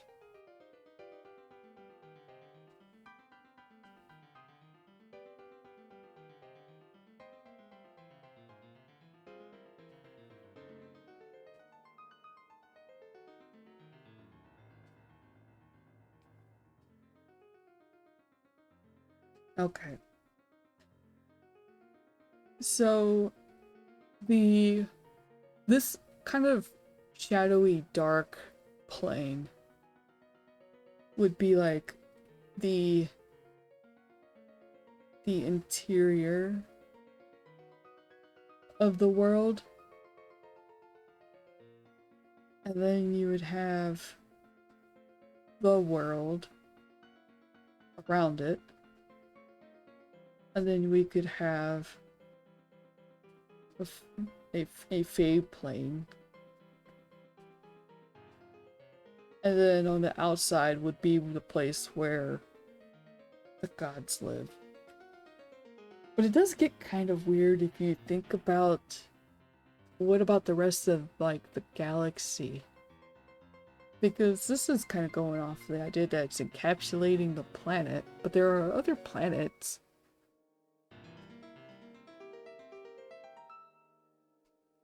So maybe this doesn't work. And I mean, that is probably why they went for planes of existence rather than some kind of jawbreaker kind of thing. And then idea number two, which would probably be more in line with the world, They could do it their own way. Yeah. Yeah. Yeah, that would be interesting. If there were, cause like, yeah, like what if the dreamer wasn't the only dreamer? What if they were not the only one of their kind? Ooh. Which, I mean, that could still fly no matter what I choose. But so for idea number 2, there was this idea that was slowly starting to form of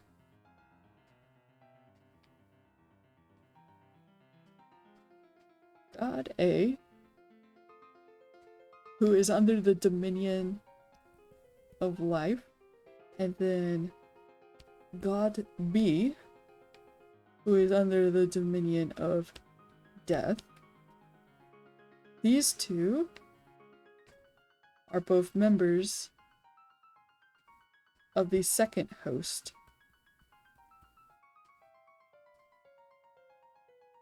Could just leave it up to player to expand, yeah. And so these two are members of the second host, so they are inferior, possibly, you know, also feel inferior.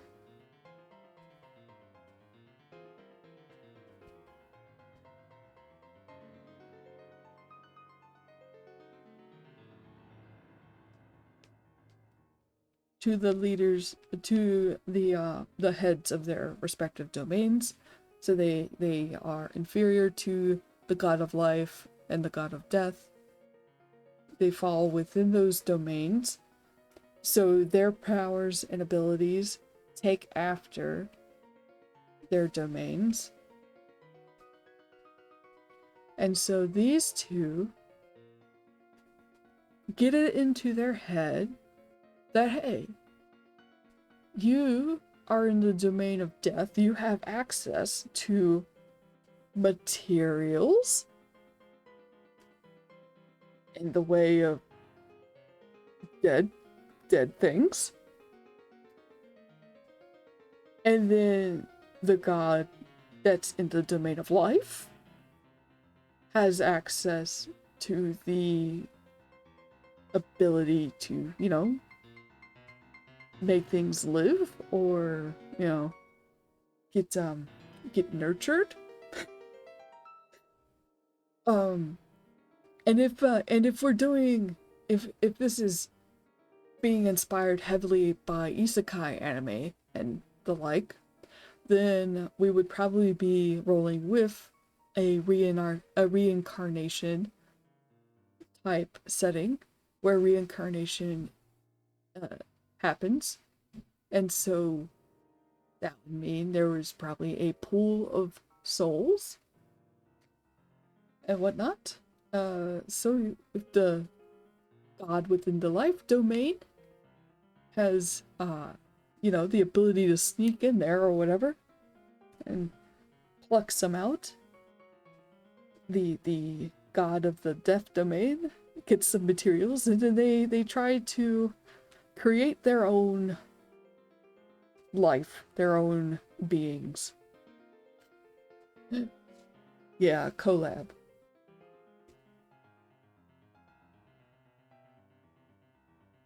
And that is what the result. Let's see.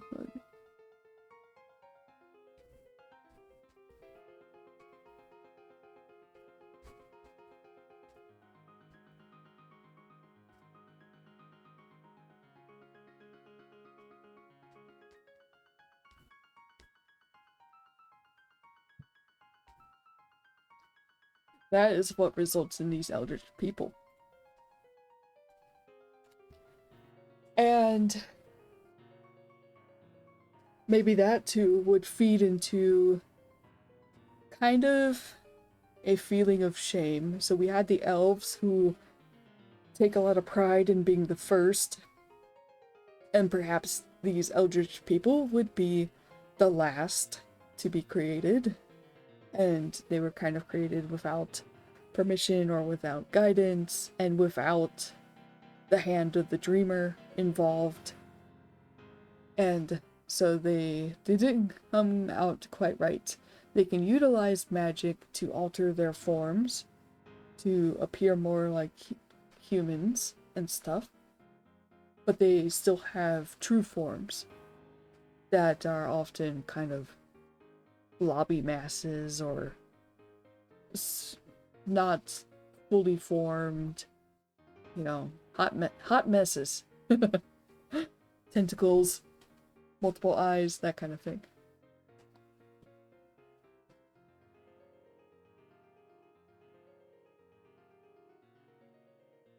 It's a good idea. Thanks. Yeah, cause like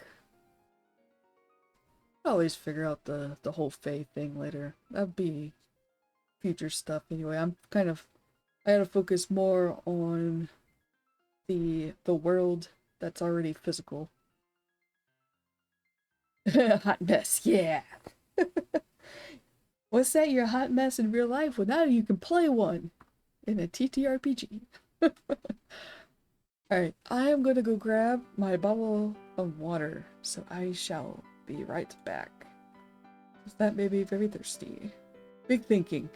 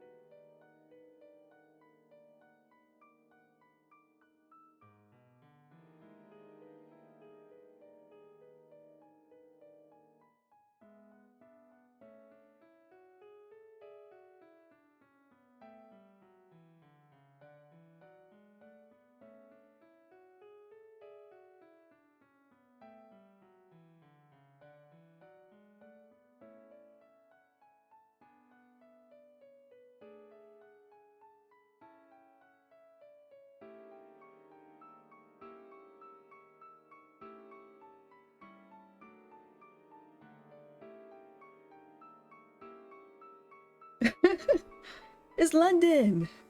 Hello, London! I'm back. I just had to grab my water. Because I was drinking a soda earlier while letting my bottle of water get cold. Phew! I was hustling. 42 worlds! Wow! You could do both ideas, and they feel more comfy in the Jawbreaker layer, but can visit world and Fae realms.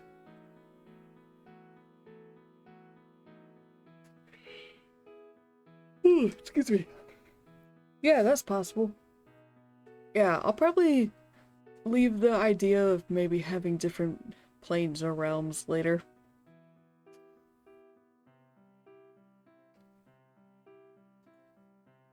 Let's see, so where did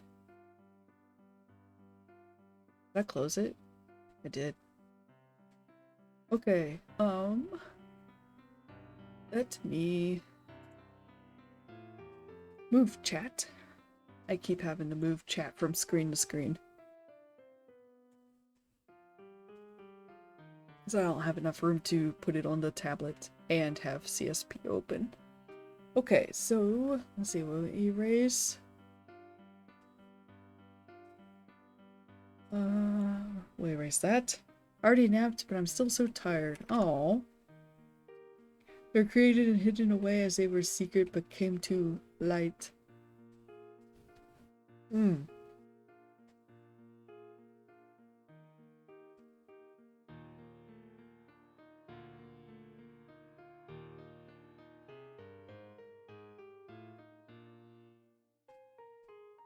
Oh! I got it. So these two gods that came together attempted to create their own people, their own beings, so that they could lord over them and be powerful, just like members of the first. But they didn't quite get it right. And so, yeah, they kept them hidden in maybe like a pocket dimension or something. And a third God got involved, sensed or investigated, thought something was up, is a trickster, whichever the case. They find out, or they find this pocket dimension, break it open, discover what's inside, and whoopsie! Guess who let out the eldritch beings into the world? Nature domain? Yeah, maybe. Yeah, because nature would being kind of adjacent and close to life and death. Someone, maybe not the god of nature themselves, but someone in the nature domain investigated or something. And yeah, discovered the secret or something. You got the yeah. So Godsey either on purpose or accidentally lets loose this group of people. And well, it's not like they could just get eradicated, because these are people. They have souls. Like, they have actual souls, despite how they look. And so it would interfere with what the domain of, like, life, death, and nature stand for. Because nature, oh, you know what? Nature would probably be of the mind where if they can live as they are, then they deserve to live. You know? Like, they have every right to be in the world with the others. Yeah, oh, I don't know about brilliant. I feel like I ripped that from somewhere. Something I read 10 years ago or something is probably come to the surface. Okay. Okay. I need to... Let's see, let's see, that part... Okay. Let me type it up here. And there's still some things to work out, like the gods of the second host are overseers of broad emotional concepts. So I would need to figure out, like, what concepts were each of these related to. That's how all ideas are born. Yeah. You got me there. I also feel better about this too, because now the idea is quite different than the inspiring idea from the Zakkariiart lore.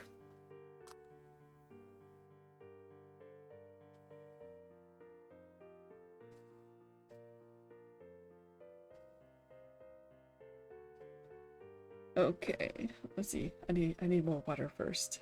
Big thirsty. Big yapping. Big thirst.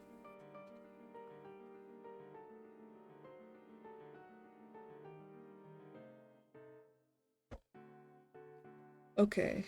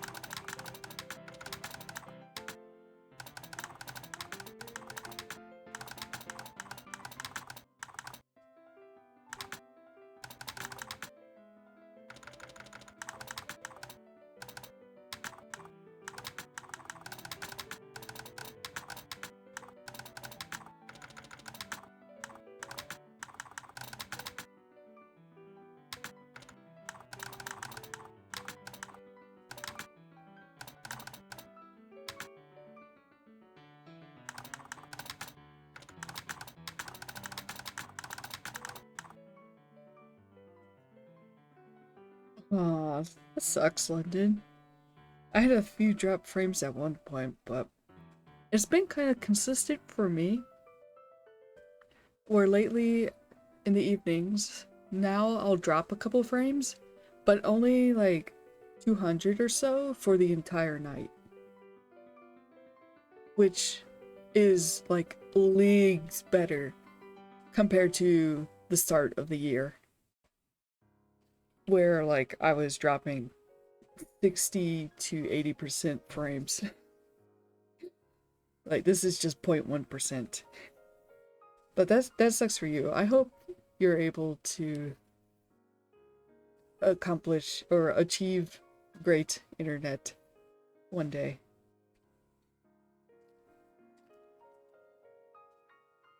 I mean, you're also not missing too much.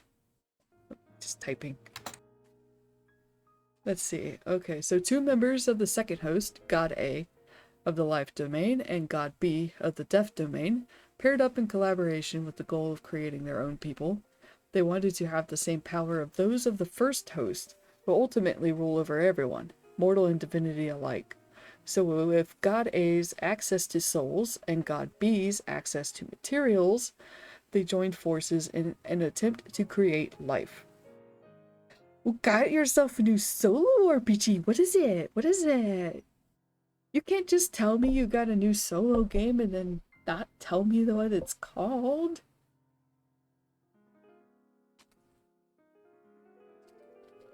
Please, please. Please, please, please. A Witch's Pilgrimage. I have not heard of that one, I think. I don't think I have. If you've mentioned it, I have forgotten. Which, I mean, it's new. It's new. Because I'm so cutting edge. I gotta go look now.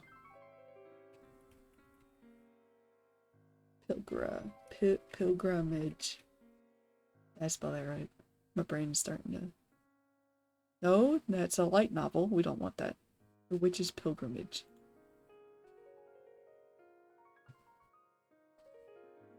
Ew.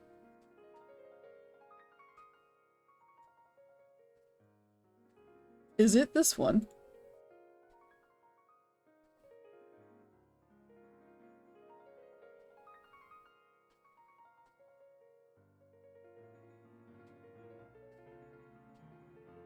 Ooh, fun. Witch's Pilgrimage is a fantasy solo role-playing game about a witch searching for ingredients for a ritual to bring your familiar back to life. What kind of familiar? Can you, make your familiar a person? Make it a little romantic? Maybe a little tragic? It'd be fun. Oh! Oh, snap! Thank you! Woven Pixel wants to name a lore snippet. Muxline, Goddess of Light, God A.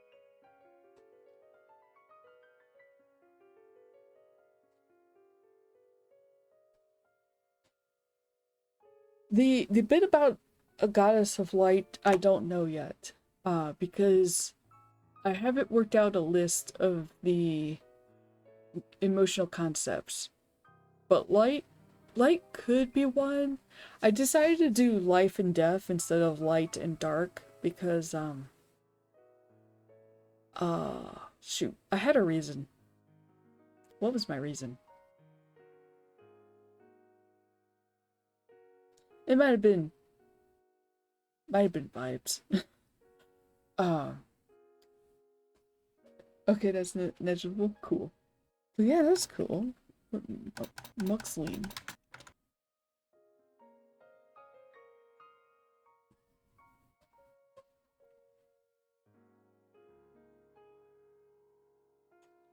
Cool, I was just gonna do like a find and replace later.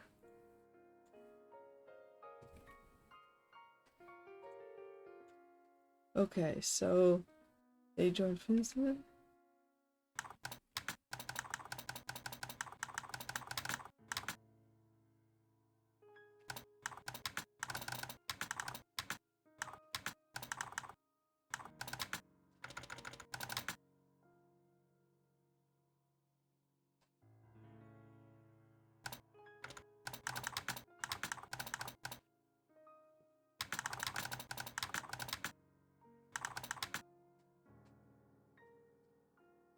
Yeah, there's a cooldown.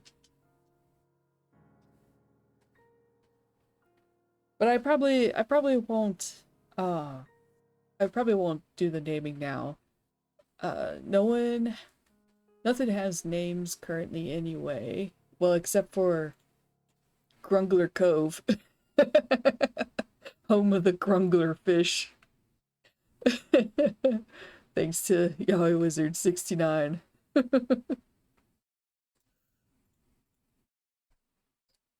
So it's all good. We'll definitely come back to names at some point because like the continents need names, the world needs names. Yeah, yeah, I agree. Grungler Cove is actually kind of intriguing sounding. So I was like, yep, I'll keep that.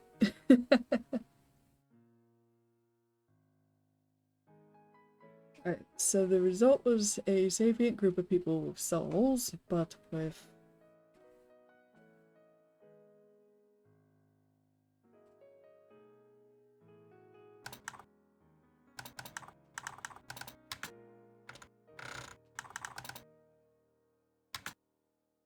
oh, I got something in my eye. I thought that's how I spelled it. Oh, you know what? I put an extra P in there, I think that's why. And you're god of funerals. Oh, god of funerals. Ooh. Actually, yeah. That one does work better. Um, yeah, because yeah, because we have like a god of death, and then this god could be the one who oversees the ritual of death, the the burials, the funerals, the sending of the souls. They may not be the ones to guide through like, the afterlife to, I don't know, the soul pool, the bucket of souls, but they are the ones that kind of make sure that death is being respected at the end of the bodies and stuff. Yeah. And then, like you say, yeah, access to materials. That's so cool. That's so cool.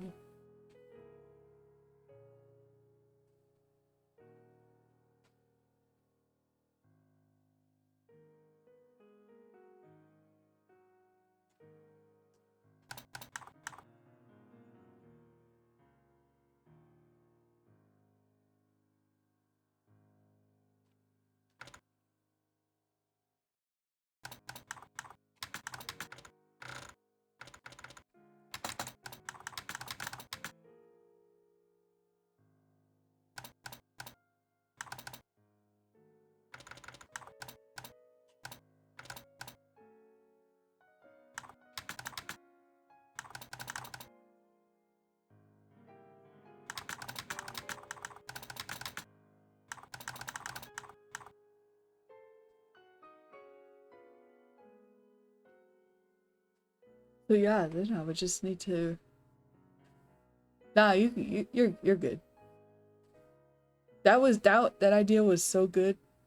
You get that one as a freebie.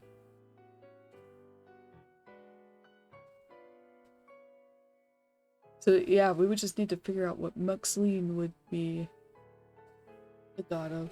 But I can continue working on.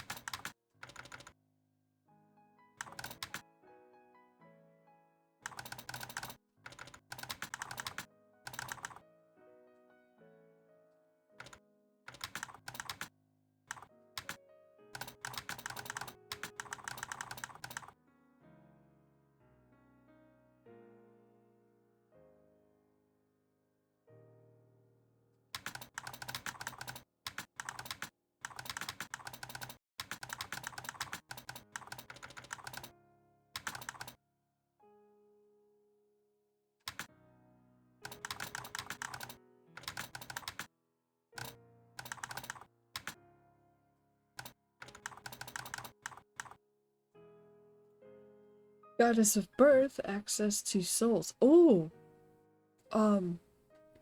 yeah. The uh goddess of birthdays. Not birthdays, but uh, birthrights. Like rights, like rituals, not uh rights of a person. Is that cat shenanigans I hear? It better not be cat. Okay, I was hearing things.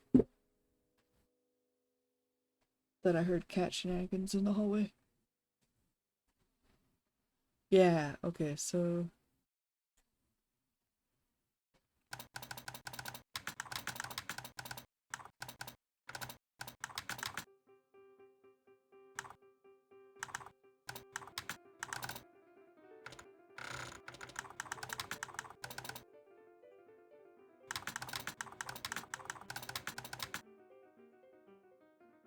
cat's still flowered? Yeah. Yeah, he's still flowered. We we took it off overnight so that he would be able to go to sleep because he's usually pretty good about going to sleep for most of the night.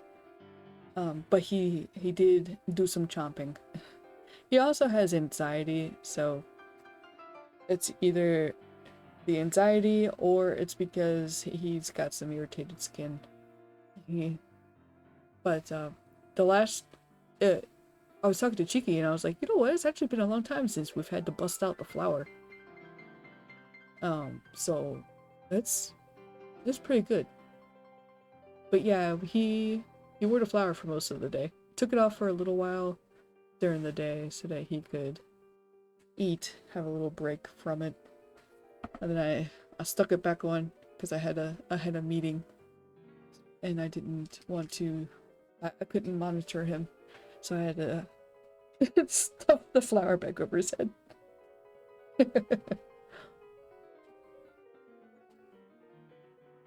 He's fine about it. He complains, but his complaining is going up to Cheeky and be like, Mom, Mom, Mom, I'm a flower. And we're just like, haha, look at the cute flower. It's really cute. He just walks up, looks up at us and goes, meow. And we're just like, you're a flower.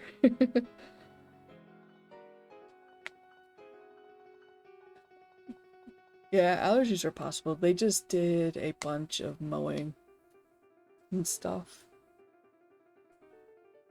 And Cheeky hasn't been running her humidifier, so maybe the air has gotten a bit dry. She's gotta I think she says she's gotta clean it before she can start running it again. Yeah. Yeah, he'll be okay. We just have to keep him from licking the spot. So flower it is. Oh hey, hey. Hey, what you doing?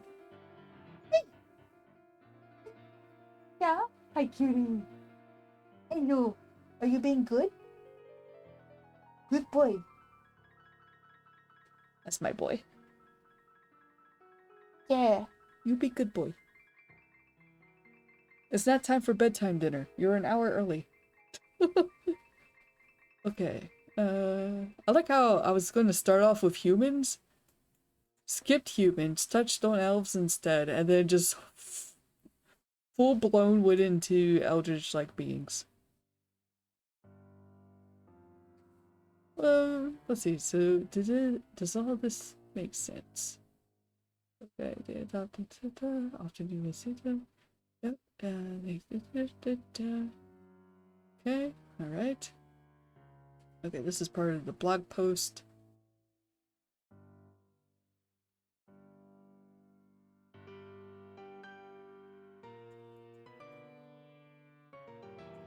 Delete that. That was where your mind wanted to go? Yeah. Yeah, because I knew I wanted to have some kind of definitely not human type ADHD Shani must follow when building worlds. Yeah. Cause like I kind of wasn't really that keen on having elves and dwarves because they really don't interest me that too much. But they got several votes, so I can at least have dwarves.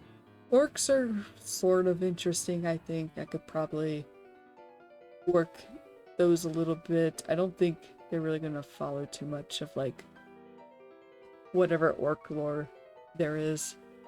I think they're just gonna be kind of larger built.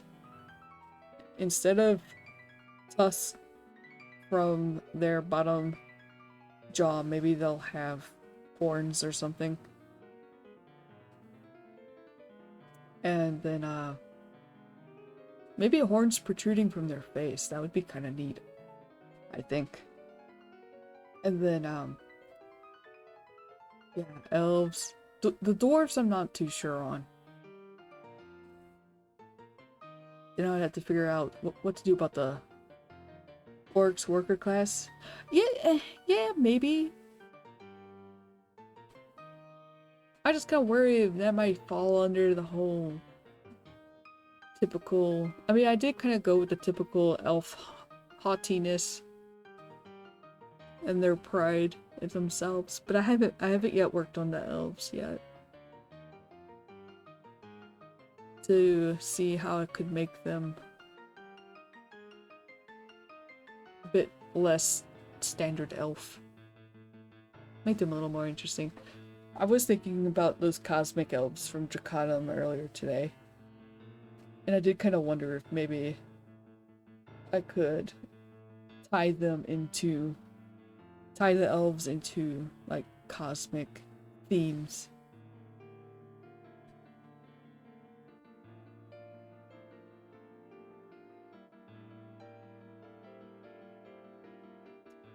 Whew.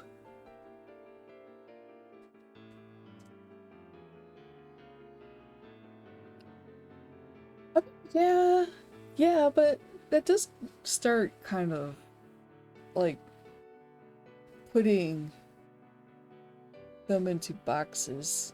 It's like, what if you have an elf who's just like a lumberjack or something? Like the cosmic themes would go with the beginning. Yeah. Yeah, that's what I was thinking too, like related to the dreamer. Oh, this part I wanted to. Okay, so origin. Okay.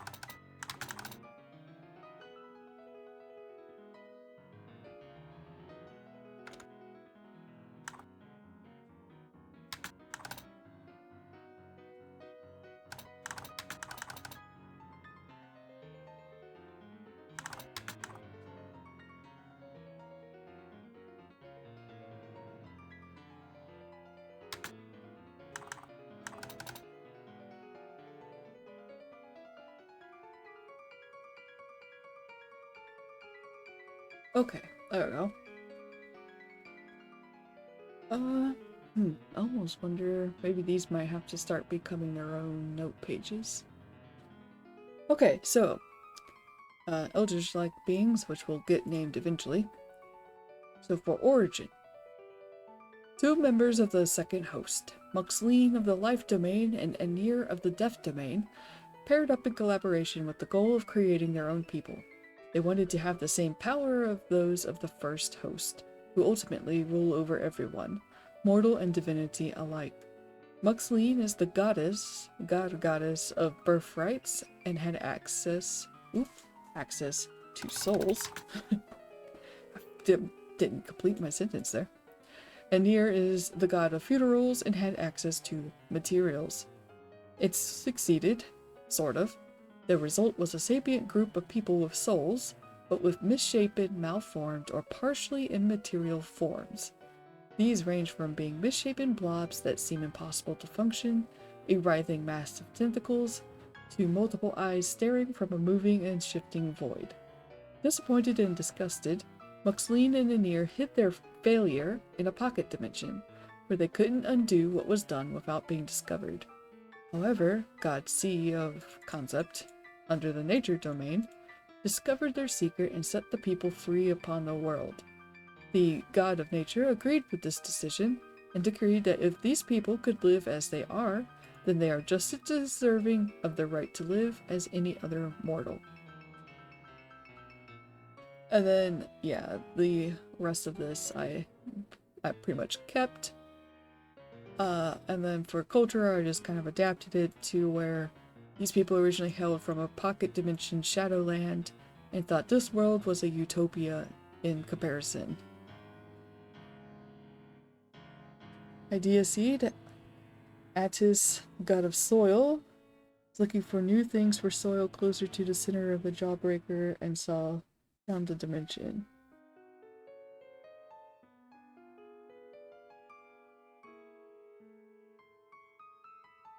Soil.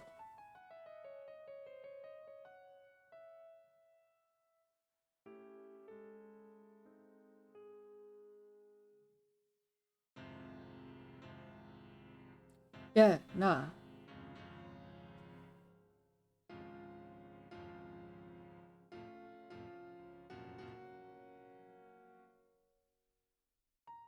So soil as a base is an object, a noun. But soil as a concept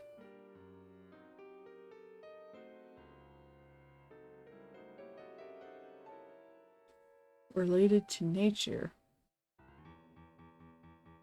There's two different concepts. There's sowing, for like sowing of seeds, planting into the soil. And then for soil, there's this idea of something that can spring forth nature.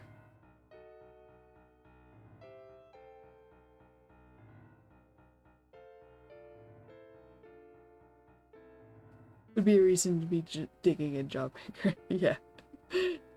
The center of the Tootsie Pop. Yeah, I'm thinking of the second one, because there's also that idea of like hollowed ground or something. But like, it has to be more of a concept and less of an object. How many licks? Yeah. So it wouldn't be just soil.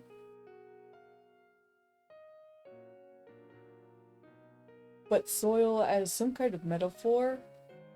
And then the metaphor would be what they'd be the god of, I think.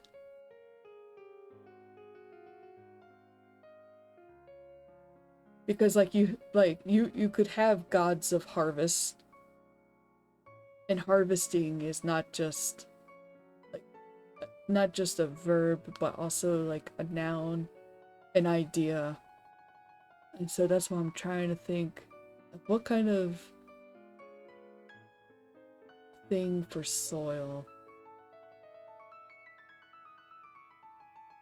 Like, I could just use the word soil, but I worry that it might get misinterpreted as the noun, like as just a literal dirt. And I don't want to be literal dirt. I want metaphorical dirt.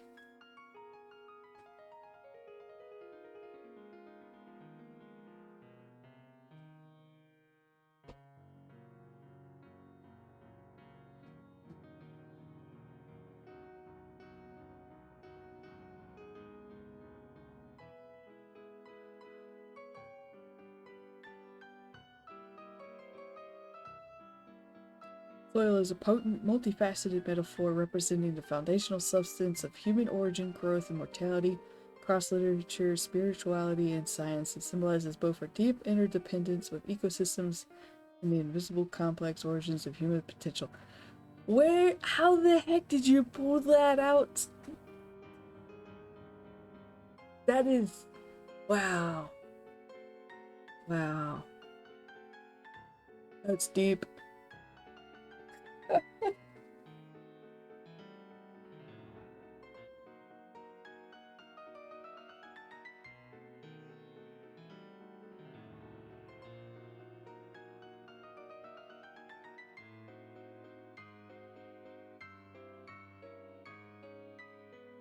Google.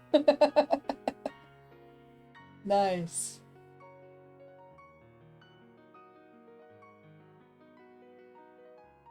Hmm.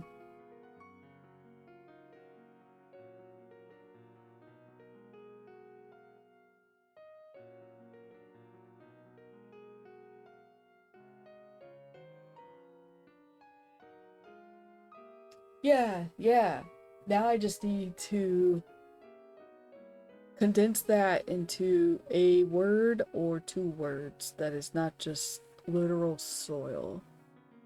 Make it more obvious that we're not talking about literal dirt. Like, we can be talking about literal dirt, but it's not just literal dirt.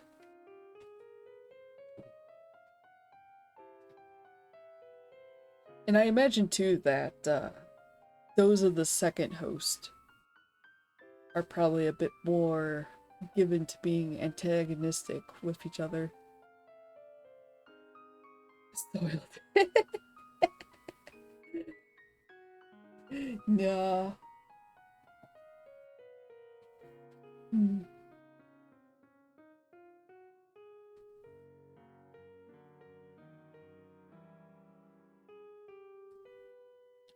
Oh, let's see.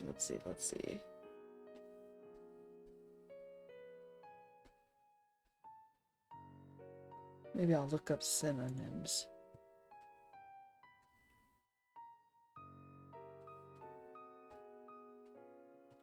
And then go on a little bit of a word rabbit hole of some kind.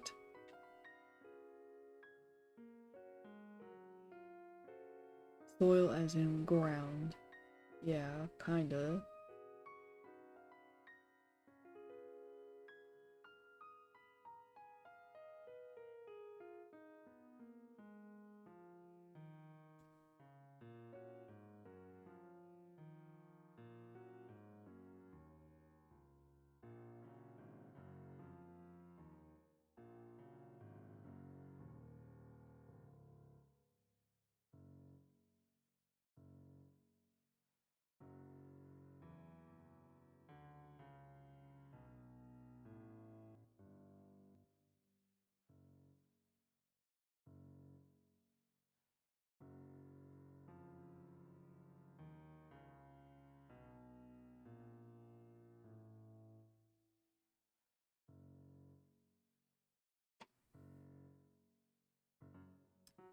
Hmm.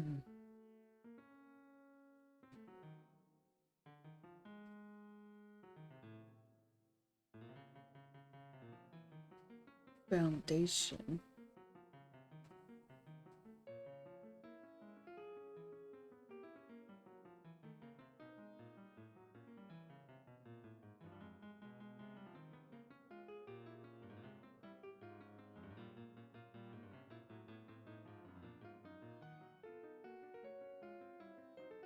Like, I could imagine that this is a deity that could oversee quality of soil and stuff. Kind of like with the funeral rites, could be one of those things that gets delegated from the god of nature, so that the god of nature doesn't have to do everything regarding to like growth and stuff, animals and whatnot. Like there's probably another member of the second host that kind of handles like maybe animal husbandry type things. Tilling! Wait, tilling? God of tilling?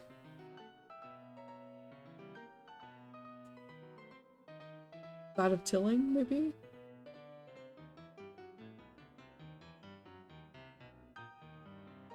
Tilling the earth? That doesn't really have anything to do with how, like soil quality, though. Hmm.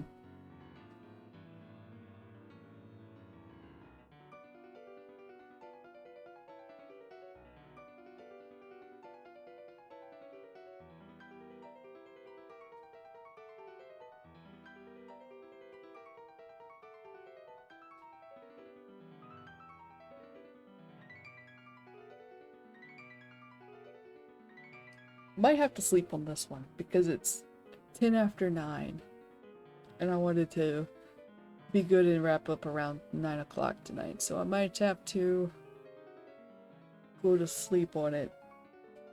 Maybe I'll also ask Cheeky, because Cheeky's good at this stuff. Down a rabbit hole, found an article where they are trying to get a better metaphor for soil. Soulscapes. Interesting ideas.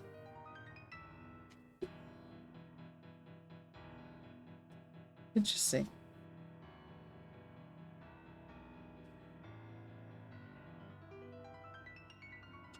God of landscaping. that doesn't work either. Imagine. Oh, you had also given them a name. What's the name? Mr. Atis? Atis? Atif?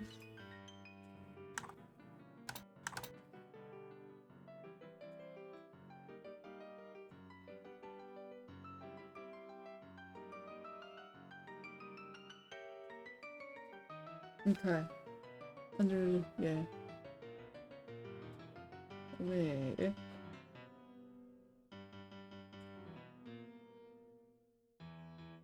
Okay.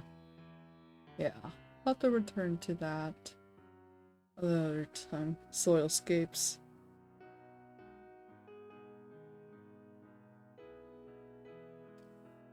Yeah. I'll think about it. If you think of anything in particular, feel free to drop that in the thread. Good beginnings. Oh, good beginnings is kind of good.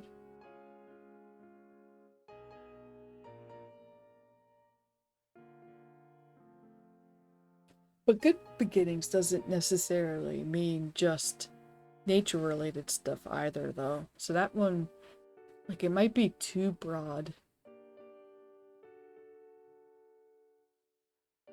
But that is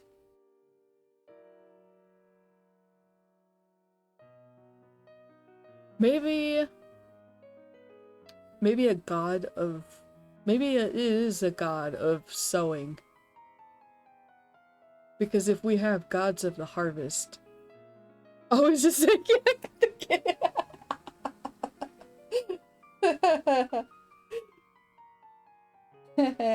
Whoop.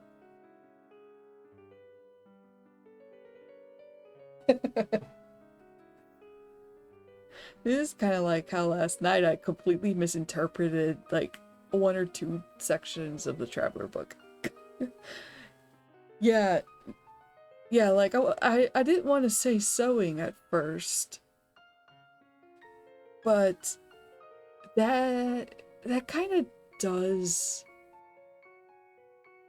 match with the god of birthrights, the god of funeral rites, and there's going to be like a god of harvest or maybe more than one, I don't know. One for harvest for sure, and then maybe there would be for a member of the third host, maybe a specific area's harvest.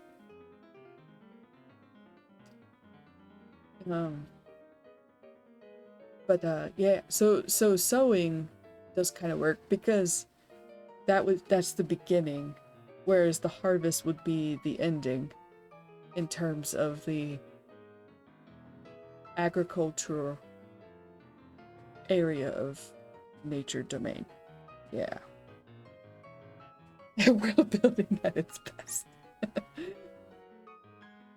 Yeah. Yeah, I think sewing just makes the most logical sense. This is...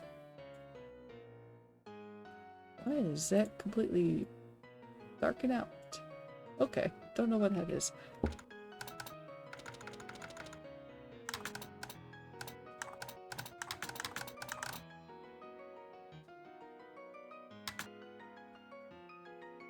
Alright, so somehow the god of sewing discovered the secret and set the people free upon the world.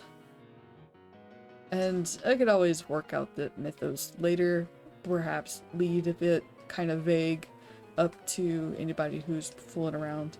Sewing rights would go with both the life and death. Yeah, exactly. Yeah, that's what I meant earlier. With,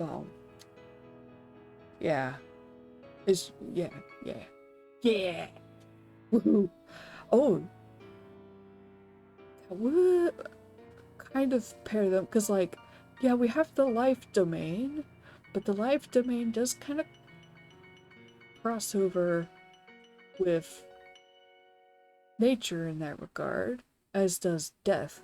So the life, death, and nature domains probably have some overlap in the first and second host, probably intermingle a little bit more frequently, like kind of like being in different departments of a company, and you have to work together on a frequent basis. And then maybe Atis notices something, picks up something, and then that is how they discover the secret. Yeah. Thanks so much, everybody. Pixel, thank you so much too. That has been some awesome stuff. I feel pretty good. I mean, yeah, I totally blasted right past humans. That's how you can tell that I think humans are pretty uninteresting for the most part. Like, I have a healthy respect for humans, being one myself. But I usually do not play humans in fantasy games, if I can help it. Yeah, onto something there. Yeah. Yeah. And then elves, I'll think of stuff. And then I had the fun part, eldritch beings. Eldechi could be a person in this game. Cool. Yeah, thanks so much again, everybody. This was great fun. I was a little worried. I was worried that I was gonna get, like, overwhelmed with everything that I could potentially do, but it all kind of worked out.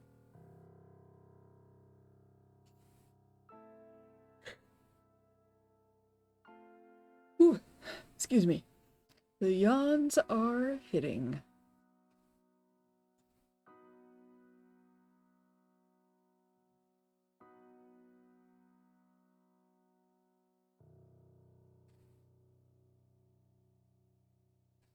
Oh, that's so funny.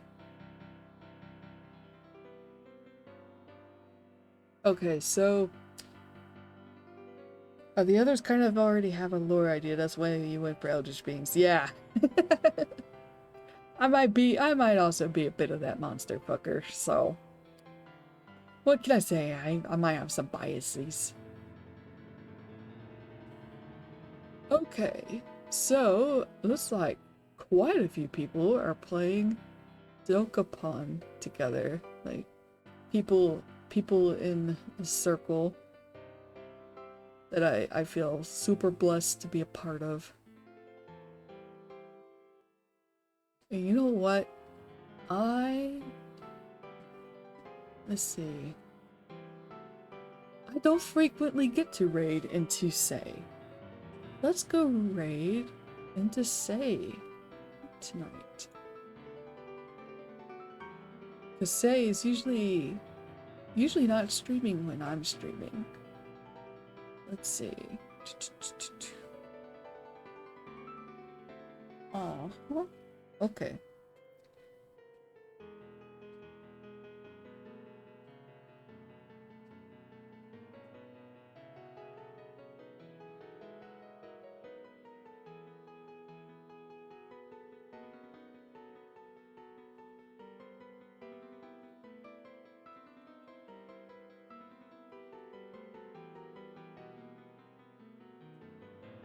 Let's see. I think I'm gonna do a different raid message tonight.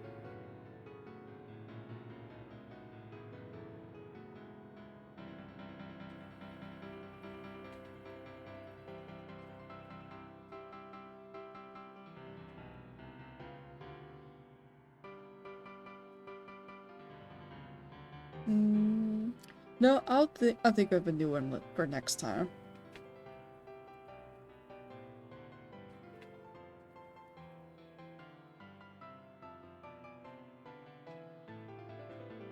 I'll think of it. I'll think of a new one next time. But we'll save that. Let me start the raid.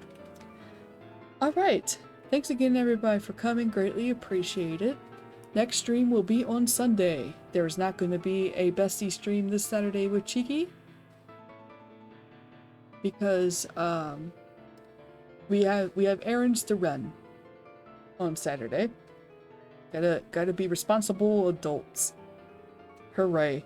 But it's also free RPG day. So we're gonna go to our favorite local game store and stand in line and wait for them to open so that we can go quickly snatch up our desired freebie goodies. So yeah, we'll see you on Sunday, 9 a.m. Central Time. Watch London's game. Oh.